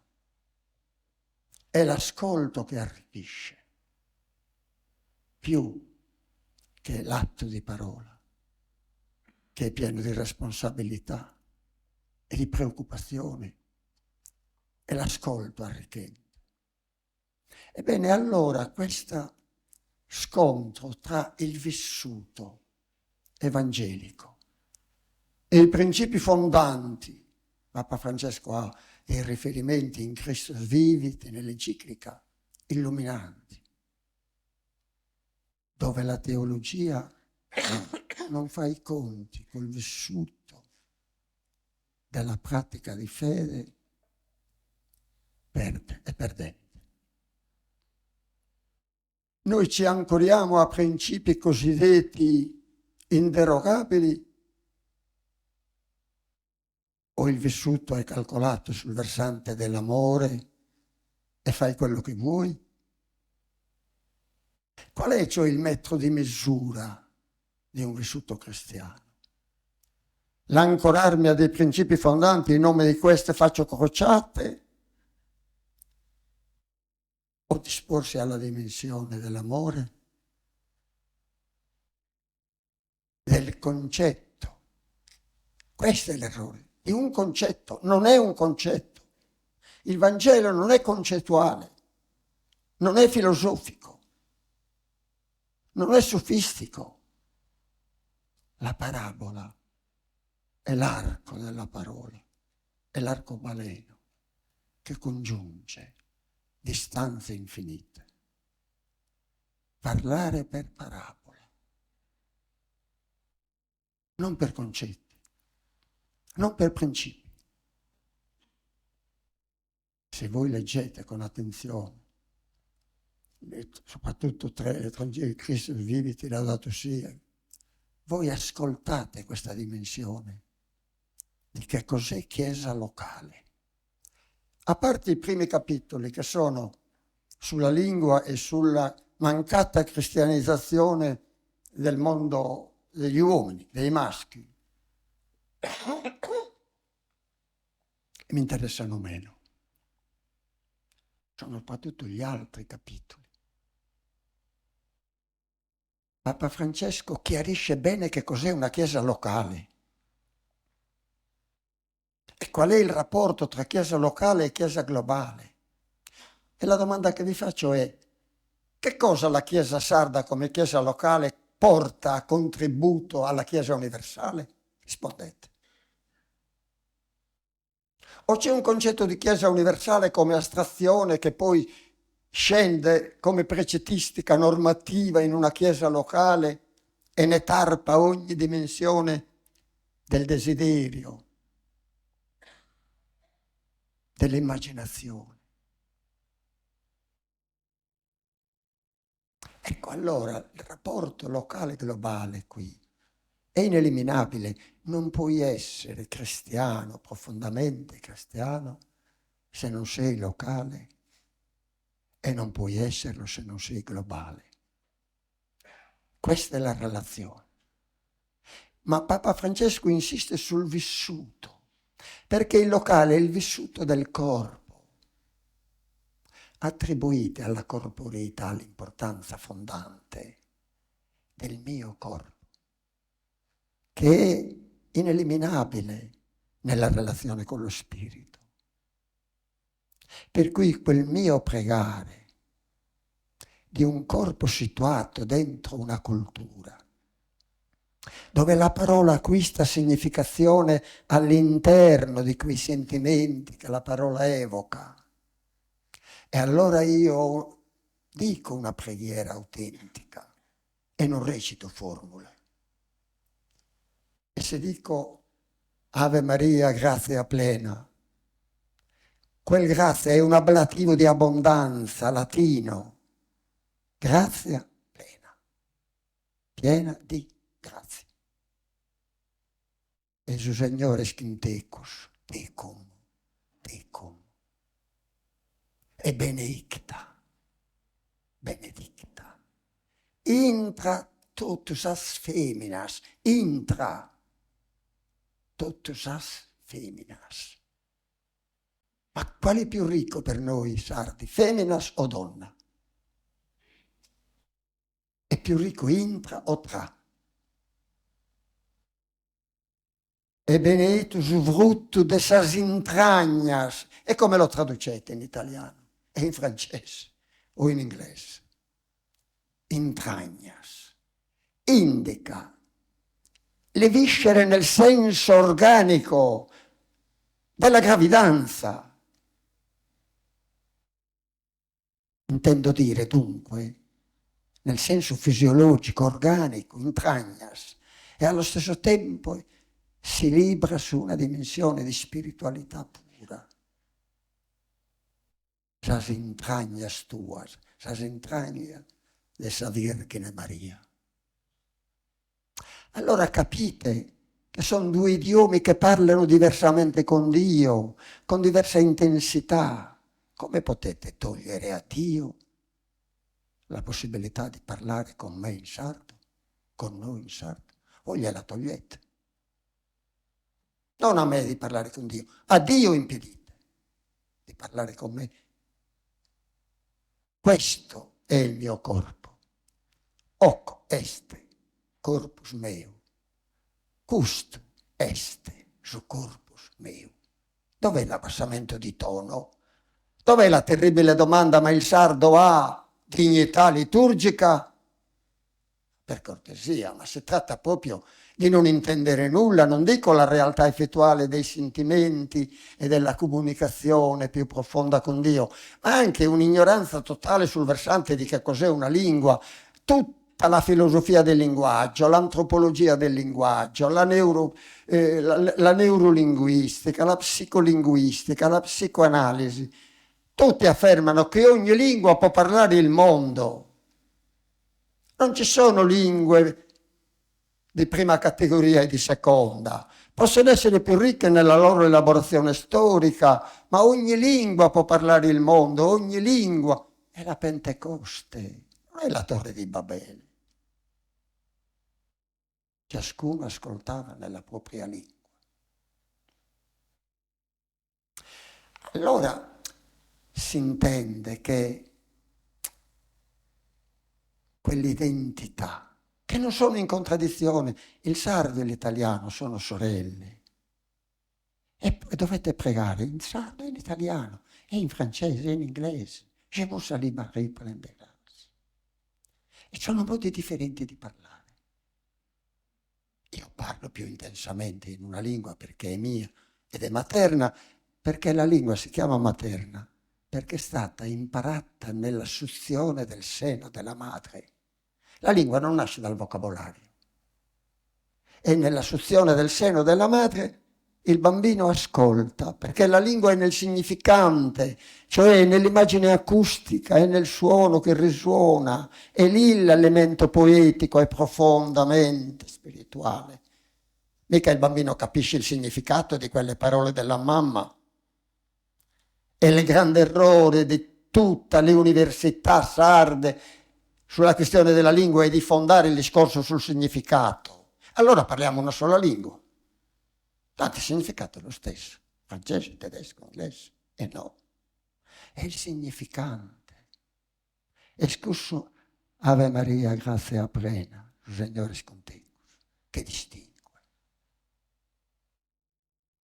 Allora noi intendiamo che ogni lingua può parlare pienamente il mondo e non c'è bisogno di scodomare Chomsky o Heidegger o Jacques Lacan, o tutta Cassirer, ma tutta filosofia, antropologia, non possono far, ma voi su 7 note, do, re, mi, fa, sol, la, si, 7, e abbiamo Mozart, Beethoven, Chopin, Bach, Verdi, su 7 note. 7 è un limite limitato, è un numero magico. È nella combinazione delle 7 note che ha l'infinitezza dell'arte musicale. Ed è nelle 24 sillabe dell'alfabeto, nella loro combinazione che abbiamo la Divina Commedia, l'Iliade, l'Odissea, e Platone, Aristotele, Sofocle. È nel gioco combinatorio che si gioca la comunicazione. Quindi la dimensione, concludo perché io il libro l'ho scritto, quindi, ma vorrei un po' toccare questo aspetto del desiderio che è stato toccato.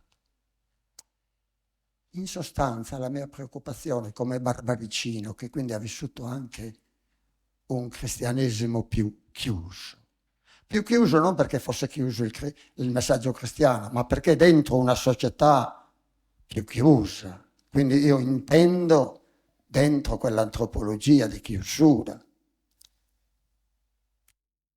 La dimensione era sempre di non desiderare. Il precetto era non desiderare. Il desiderio è al confine col peccato, anzi è il peccato stesso. Questo tarpa ogni sentimento religioso autentico. La preghiera è desiderante. La preghiera, la messa, è una catena desiderante, creativa, illuminante, che sprigiona la dimensione dell'amore. Mentre castigare il desiderio ti incupisce, ti chiude dentro un rimuginare, ti colpevolizza. C'hai davanti l'inferno. Ma qual è lo slancio della dimensione più affettiva, più illuminante della preghiera se tu la controlli dentro? Uno stai attento, che quasi sei esposto a desidera. Ecco, io su questo vorrei, perché a me interessano più gli ultimi capitoli. quello del desiderio, quello del rapporto tra dottrina e messaggio evangelico, tra desiderio e divieto. Perché noi sardi diciamo, e chiudo, giudica e sarai giudicato. Questo è il principio dell'antropologia sarda. La vendetta barbaricina come ordinamento giuridico è chiaro. Che cosa ha fatto la Chiesa? Come ha operato il messaggio evangelico per destrutturare il codice barbaricino? Rispondete voi. E non è il codice barbaricino, è il codice lugudorese e campidanese sotto forme diverse. La dimensione del perdono. Che cosa ha ottenuto la Chiesa nell'insegnamento? Se non entra in quella tessitura, è una parola ascoltata, ma l'ascolto è inflazionato. La tessitura è il ritmo del telaio, è la musica del telaio, è il battito, ed è il piede, il passo del camminare nella fede. Non è una precitistica. Se non mi urate sul microfono non la inopruso. Beh,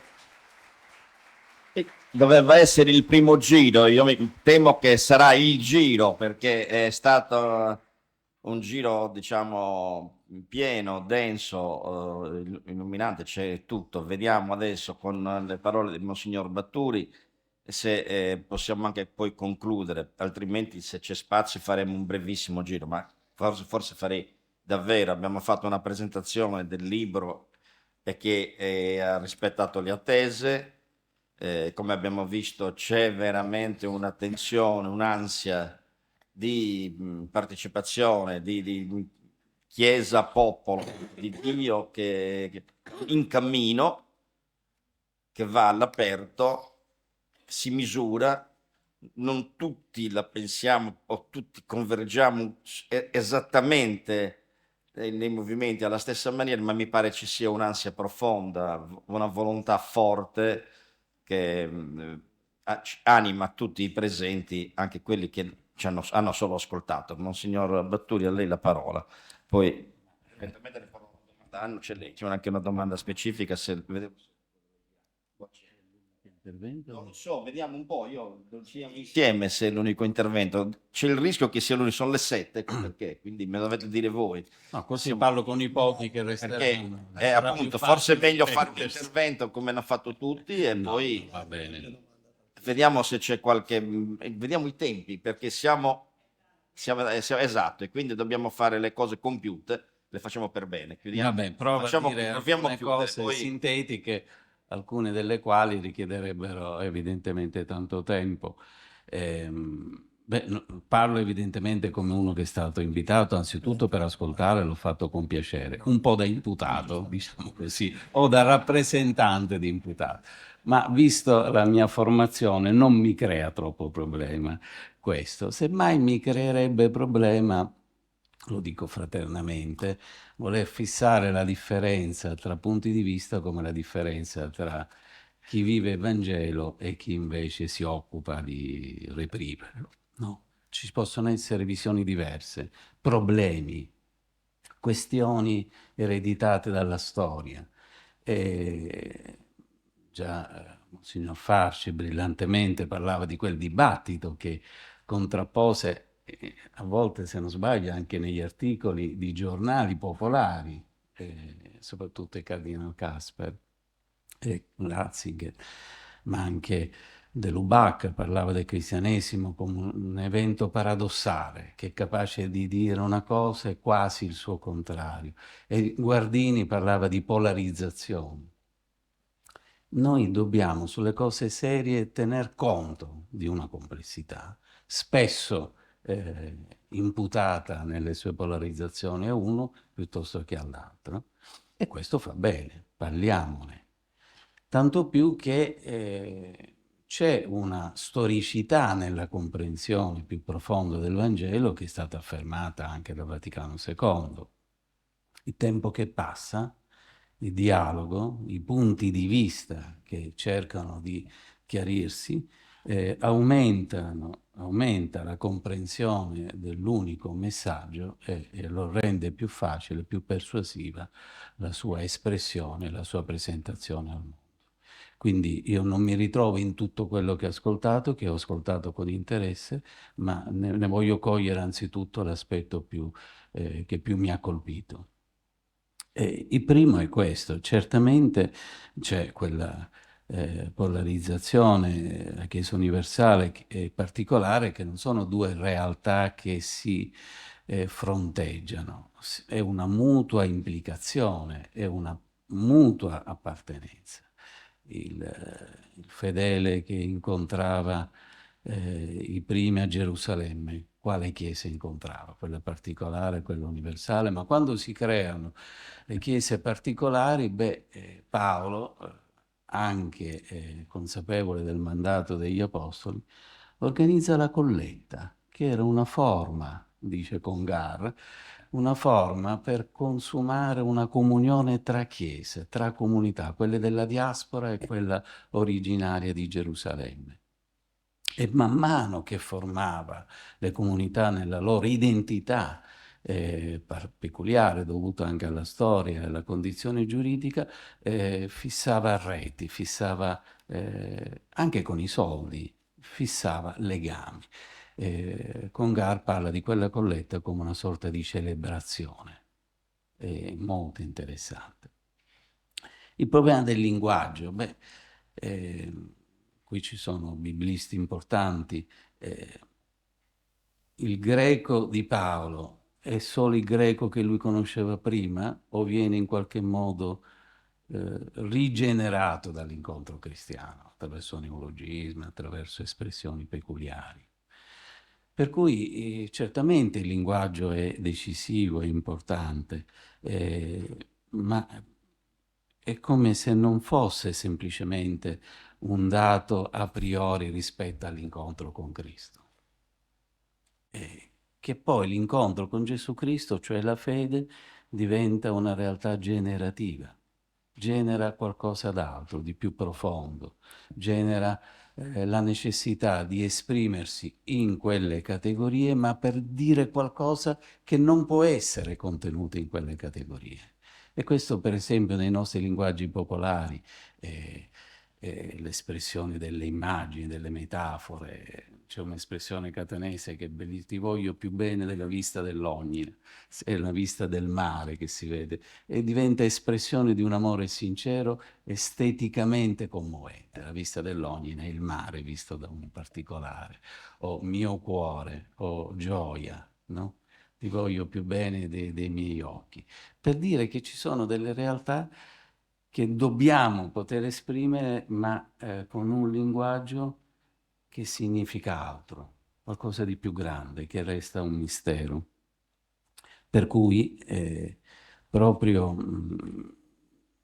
Papa Francesco, in qualcosa che riguarda la lingua liturgica, dice una cosa molto bella, cioè che ma lo dicevano anche da altri documenti della Chiesa, ma per brevità non li leggo, e cioè che il linguaggio non è solo comunicativo, ma è un modo per stare davanti al mistero, poterlo cogliere, poterlo esprimere anche nei suoi momenti, perché no, di silenzio.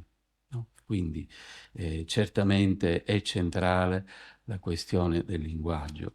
Così come mi ha molto colpito del libro la questione del genio del popolo, un'espressione che nei documenti della Chiesa, per esempio in un documento importante, il direttorio su liturgia e pietà popolare, si dice che la pietà popolare nasce dall'incontro tra un genio del popolo e il Vangelo, come se il genio del popolo precedesse l'incontro nella fede. Questo non mi convince del tutto, perché c'è qualcosa che precede o che sta fuori l'incontro cristiano. Pensate che da ragazzo, da adulto, se vedete la confusione, da adulto lessi un famoso antropologo P3 siciliano, sulle novelle siciliane incontrai ben due storie che mia mamma ci raccontava per indurci a star fermi, Ecco, era un tentativo vano, ma lei facevi...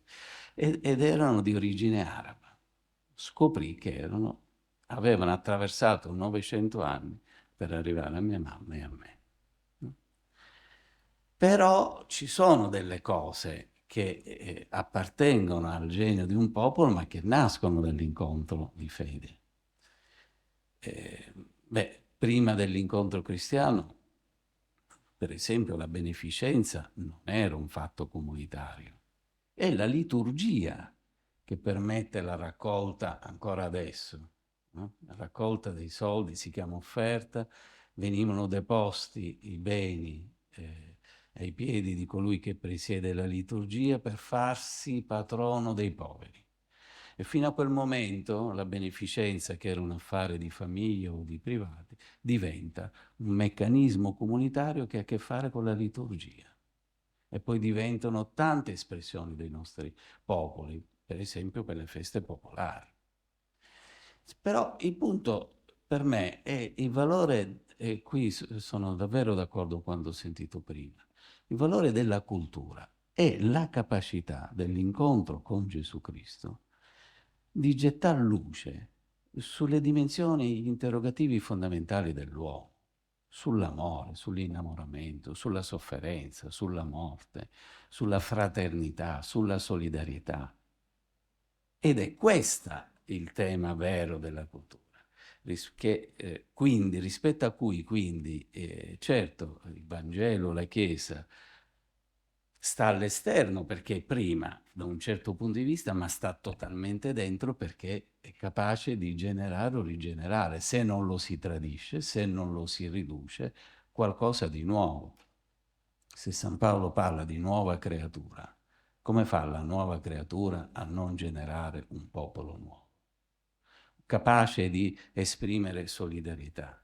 Il vero problema è se questo è accaduto, se nella concezione dei nostri popoli, quello siciliano per esempio, la concezione della vendetta o il rapporto con le donne è stato generato dall'incontro cristiano oppure no. Oppure c'è stata una resistenza rispetto a cui bisogna ancora lavorare. Insomma, io dico, quando il Vangelo incontra il cuore dell'uomo, tocca tutte le sue dimensioni. E toccandole genera qualcosa che noi chiamiamo cultura e quindi popolo. E il tema del rapporto tra Vangelo e popolo sta qui, tant'è che questo felice incontro, lo chiamò in Messico Giovanni Paolo II, felice incontro tra il Vangelo e il popolo, è la cosa più cara che dobbiamo avere, pur dentro evidentemente una dimensione universale che è quella cattolica. Ed è tale perché è un vero incontro, per cui incontrando il Vangelo un uomo e il luogo in cui è situato ne risentono una capacità generativa, e così come, e questo è sempre avvenuto, il Vangelo ne riceve un guadagno, perché man mano che si traduce, man mano che incontra uomini e popoli, ne riceve un vantaggio, si capisce meglio di cosa stiamo parlando. Per cui se i popoli asiatici o quelli latinoamericani ad un certo punto hanno espresso una modalità loro propria di vivere il Vangelo, questo non è un affatto che riguarda solo loro, ma diventa un patrimonio per tutti. Diventa un patrimonio per tutti importante. E quindi da questo punto di vista 3 impegni sarebbe importante. Prima è quello della conoscenza, certamente, le connessioni. Secondo quello della valorizzazione, insomma, quando finiamo col sinodo vediamo un po', ma è possibile che la catechesi, proprio perché non è una dottrina, non ha a che fare con i gesti di pietà popolare o i grandi gesti che muovono il popolo. Quando Papa Francesco dice che la pietà popolare è il popolo che evangelizza il popolo, ha una forza di evangelizzazione, spesso questa forza di evangelizzazione non viene valorizzata nelle aule di catechismo, per esempio dentro le parrocchie. Terzo, sarebbe interessante verificare la portata sociale e politica, per esempio di certe dimensioni della pietà popolare in termini di fraternità e di solidarietà. Faccio solo un esempio, vengo da Catania, dove la festa di Sant'Agata è una cosa importante, tanto importante che almeno quando ero ragazzo, poi non so adesso, noi abbiamo vissuto stagioni in cui a Catania si contavano 100 morti l'anno. Anch'io durante la messa una volta sentii sparare, ma non per Sant'Agata, era la tregua di Dio. Può sembrare ipocrisia? O è invece un modo che noi dovremmo saper guardare con più attenzione di sviluppare in termini sociali e politici, in termini di pace, fraternità e solidarietà, un contenuto che magari la pietà popolare già ha, purché sappiamo sottrarla al rischio della folclorizzazione, che accade quando viene gestita da soggetti non ecclesiali, con finanziamenti non ecclesiali e per fini non ecclesiali. C'è il rischio di una folclorizzazione.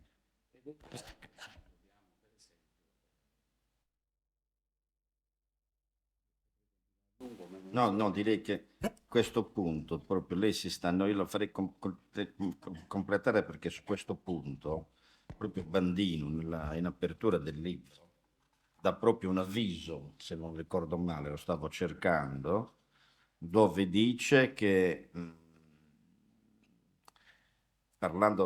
riprendendo Giovanni Paolo II della fede inculturata, dice proprio, si lamenta lui che un discorso di questo genere viene sovente considerato alla stregua di una nostalgia folcloristica, e lo sforzo che fa Bandino nel libro mi pare vada proprio nella direzione di sottrarlo totalmente assolutamente. a questo, e quindi ecco, Questa espressione questo è molto importante. è di un teologo francese, la folclorizzazione della pietà popolare, e accade quando, e noi lo sappiamo che esiste tra di noi, apro parentesi, ci fu un anno in cui invece ci fu un fatto di sangue grave nella mia città. Da quel quartiere Sant'Agata passò a luci spente, come per dire il lutto, il dolore, lo sdegno. Quindi c'è una portata rivoluzionaria. Se sappiamo connetterla all'incontro con Gesù Cristo. Il tema della folclorizzazione è duplice. Da una parte connettere tutto questo all'incontro con Gesù Cristo, cioè alla sua origine. È come un tentativo che dobbiamo sempre fare di risalire all'origine per parlare al fatto generativo, che è l'incontro con Cristo, la fede e il Vangelo. L'altra cosa è che sempre con più consapevolezza dobbiamo trovare il modo di che sia la comunità cristiana, ecclesiale, nella ricchezza dei suoi ministeri e carismi, che deve prendere in mano, perché la modalità non è indifferente rispetto al significato di certe parole e gesti. Quindi su questo assolutamente d'accordo. E quindi, per concludere, anche c'è anche una domanda che è rimasta, no? Don Pinna e altri, e particolarmente Loi, eccetera, sulla lingua. A che punto siamo? Possiamo dire qualcosa di... Diciamo, il più esperto sarà Bitti. No, ecco. siccome lei anche... Il punto è... C'è un punto che riguarda la il Chiesa punto è questo, italiana. molto semplice. Gliela devo chiedere, la domanda la devo... Sarebbe da discutere a lungo, perché mi ha colpito l'espressione di Gianni Loi. Non è solo formalità. Stiamo attenti che quando parliamo di istituzioni di responsabilità non è solo formalità. Il rapporto tra la liturgia, la lingua, il diritto e delle responsabilità è antichissimo. E guardate, da entrambe le parti, perché il diritto addirittura su certe cose nasce dalla liturgia, perché i diritti e i doveri delle figure ecclesiastiche vengono ricavate dalle preghiere di ordinazione e vengono ricavate dalle preghiere di istituzioni di ministeri. Tant'è che la germinale formulazione del diritto lo si riceve da quegli scritti che normalmente vengono chiamati liturgico-canonici o morali, quindi in cui vi è una situazione indistinta. È anche vero che a un certo punto è accaduto anche il contrario, che la Chiesa, attraverso delle procedure, delle imputazioni di responsabilità, ha ritenuto di dover custodire, verificare. Perché? Perché la liturgia è la regola della fede, non è indifferente rispetto alla fede. È ciò che preghiamo noi in fondo, crediamo e speriamo. E da questo punto di vista, proprio per mantenere quel rapporto di vicinanza con tantissimi debordamenti oppure passi stonati o un po' scomposti accaduti nella storia.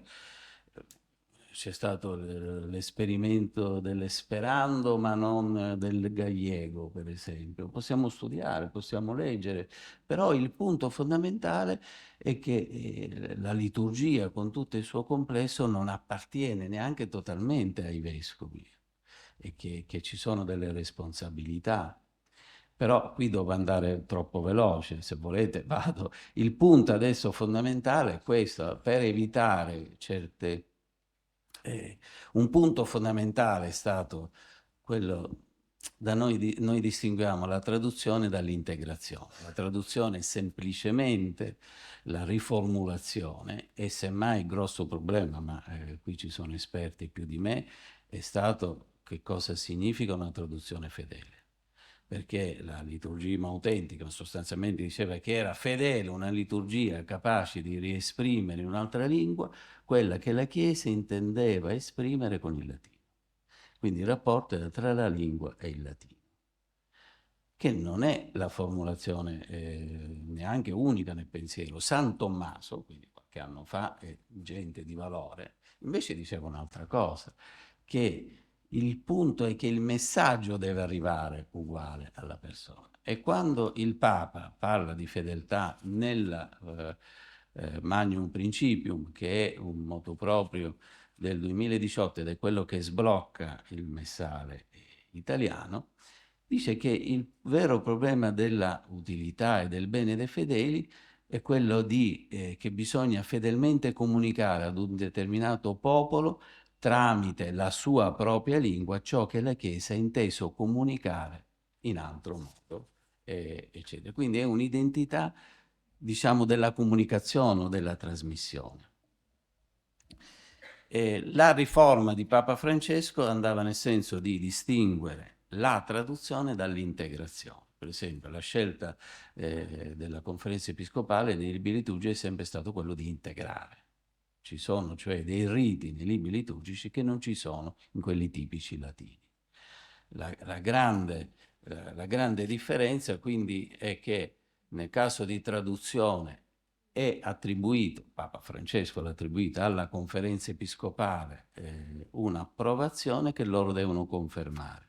Nel caso di integrazione un'approvazione da parte della conferenza che la Santa Sede deve approvare. La differenza tra approvazione. Quale conferenza episcopale?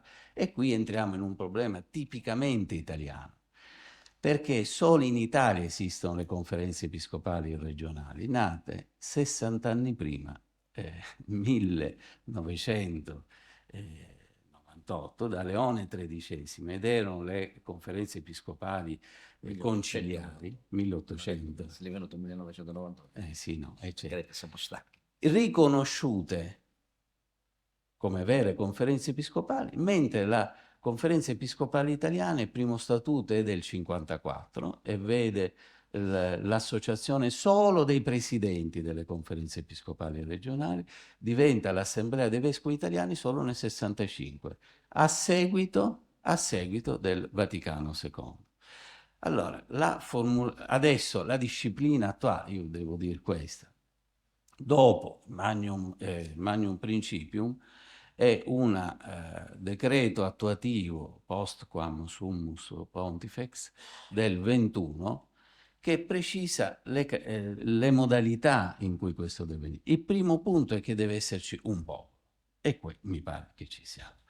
Deve essere una lingua parlata dal popolo e il parlare significa, lo si ricava dagli usi anche dei canti, la pietà popolare, da un principio che era molto rafforzato nel 76, che è il dato, insomma, devo un po' correre, che era la scolarizzazione, da non prendere però in senso stretto, perché per esempio ancora nel 76 esistevano dei paesi colonizzati in cui appunto nella scuola non si poteva studiare l'indo o qual è il popolo detto poco fa, insomma, eccetera.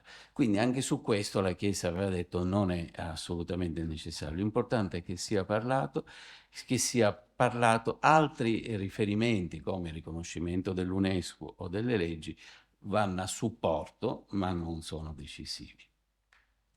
C'è un altro principio interessante che qui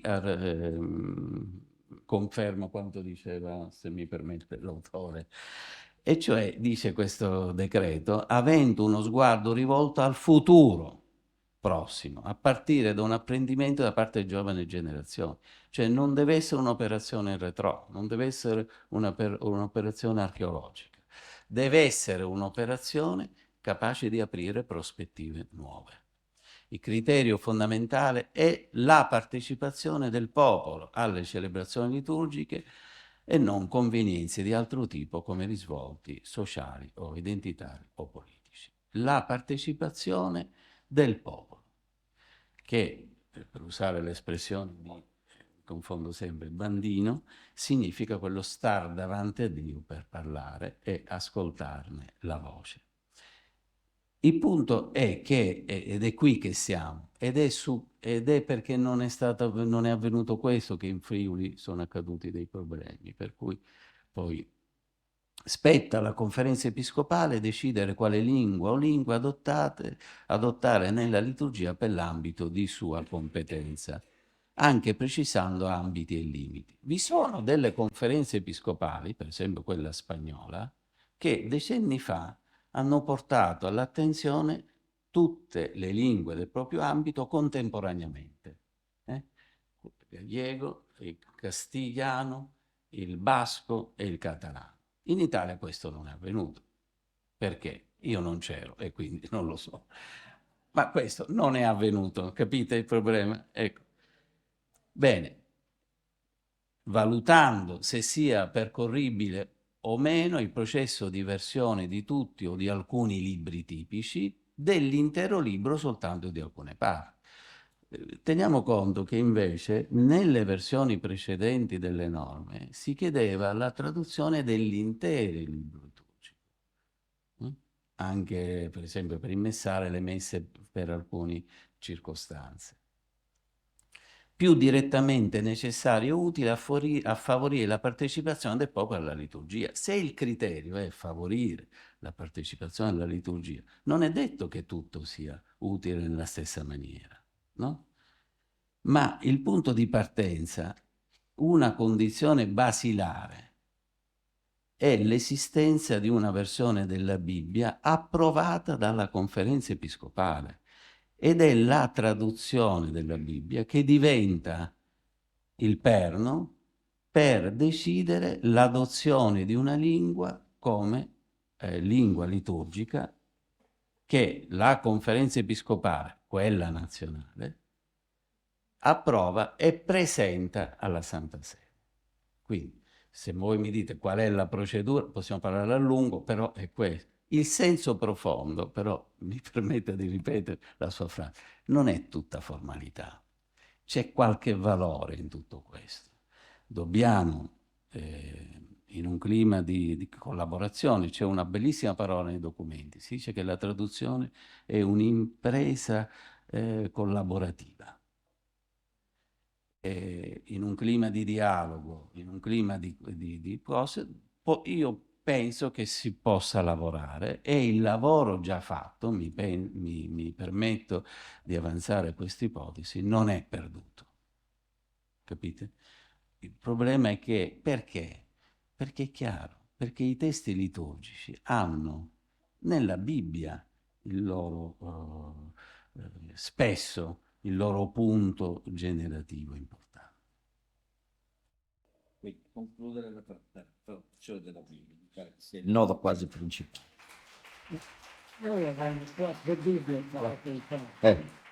Allora, non lo so, mi pare che anche l'applauso significhi che abbiamo concluso. È stata una serata intensa, profonda, un dibattito che non si chiude, evidentemente, che ciascuno di noi continuerà nei suoi ambiti, avrà modo di leggere il libro grazie alla Fondazione Sardegna che lo ha messo a disposizione di tutti i partecipanti. Sardegna, scusate, no, perché mamma mia, no, ci tengo tanto, siamo stanchi, a quest'ora sto pensando al prossimo convegno che devo fare con la Fondazione, quindi scusatemi, la Fondazione Sardegna che meritoriamente lo ha promosso e lo ha messo a disposizione di tutti i partecipanti. Ci saranno ulteriori occasioni, avete sentito, una sarà a Bitti, mi pare a fine mese, se non ho capito male. Grazie agli intervenuti, grazie al relatore, grazie a Monsignor Batturi. Grazie alla preside e grazie a tutti voi. Cardinal Miglio a tutti. Buona serata.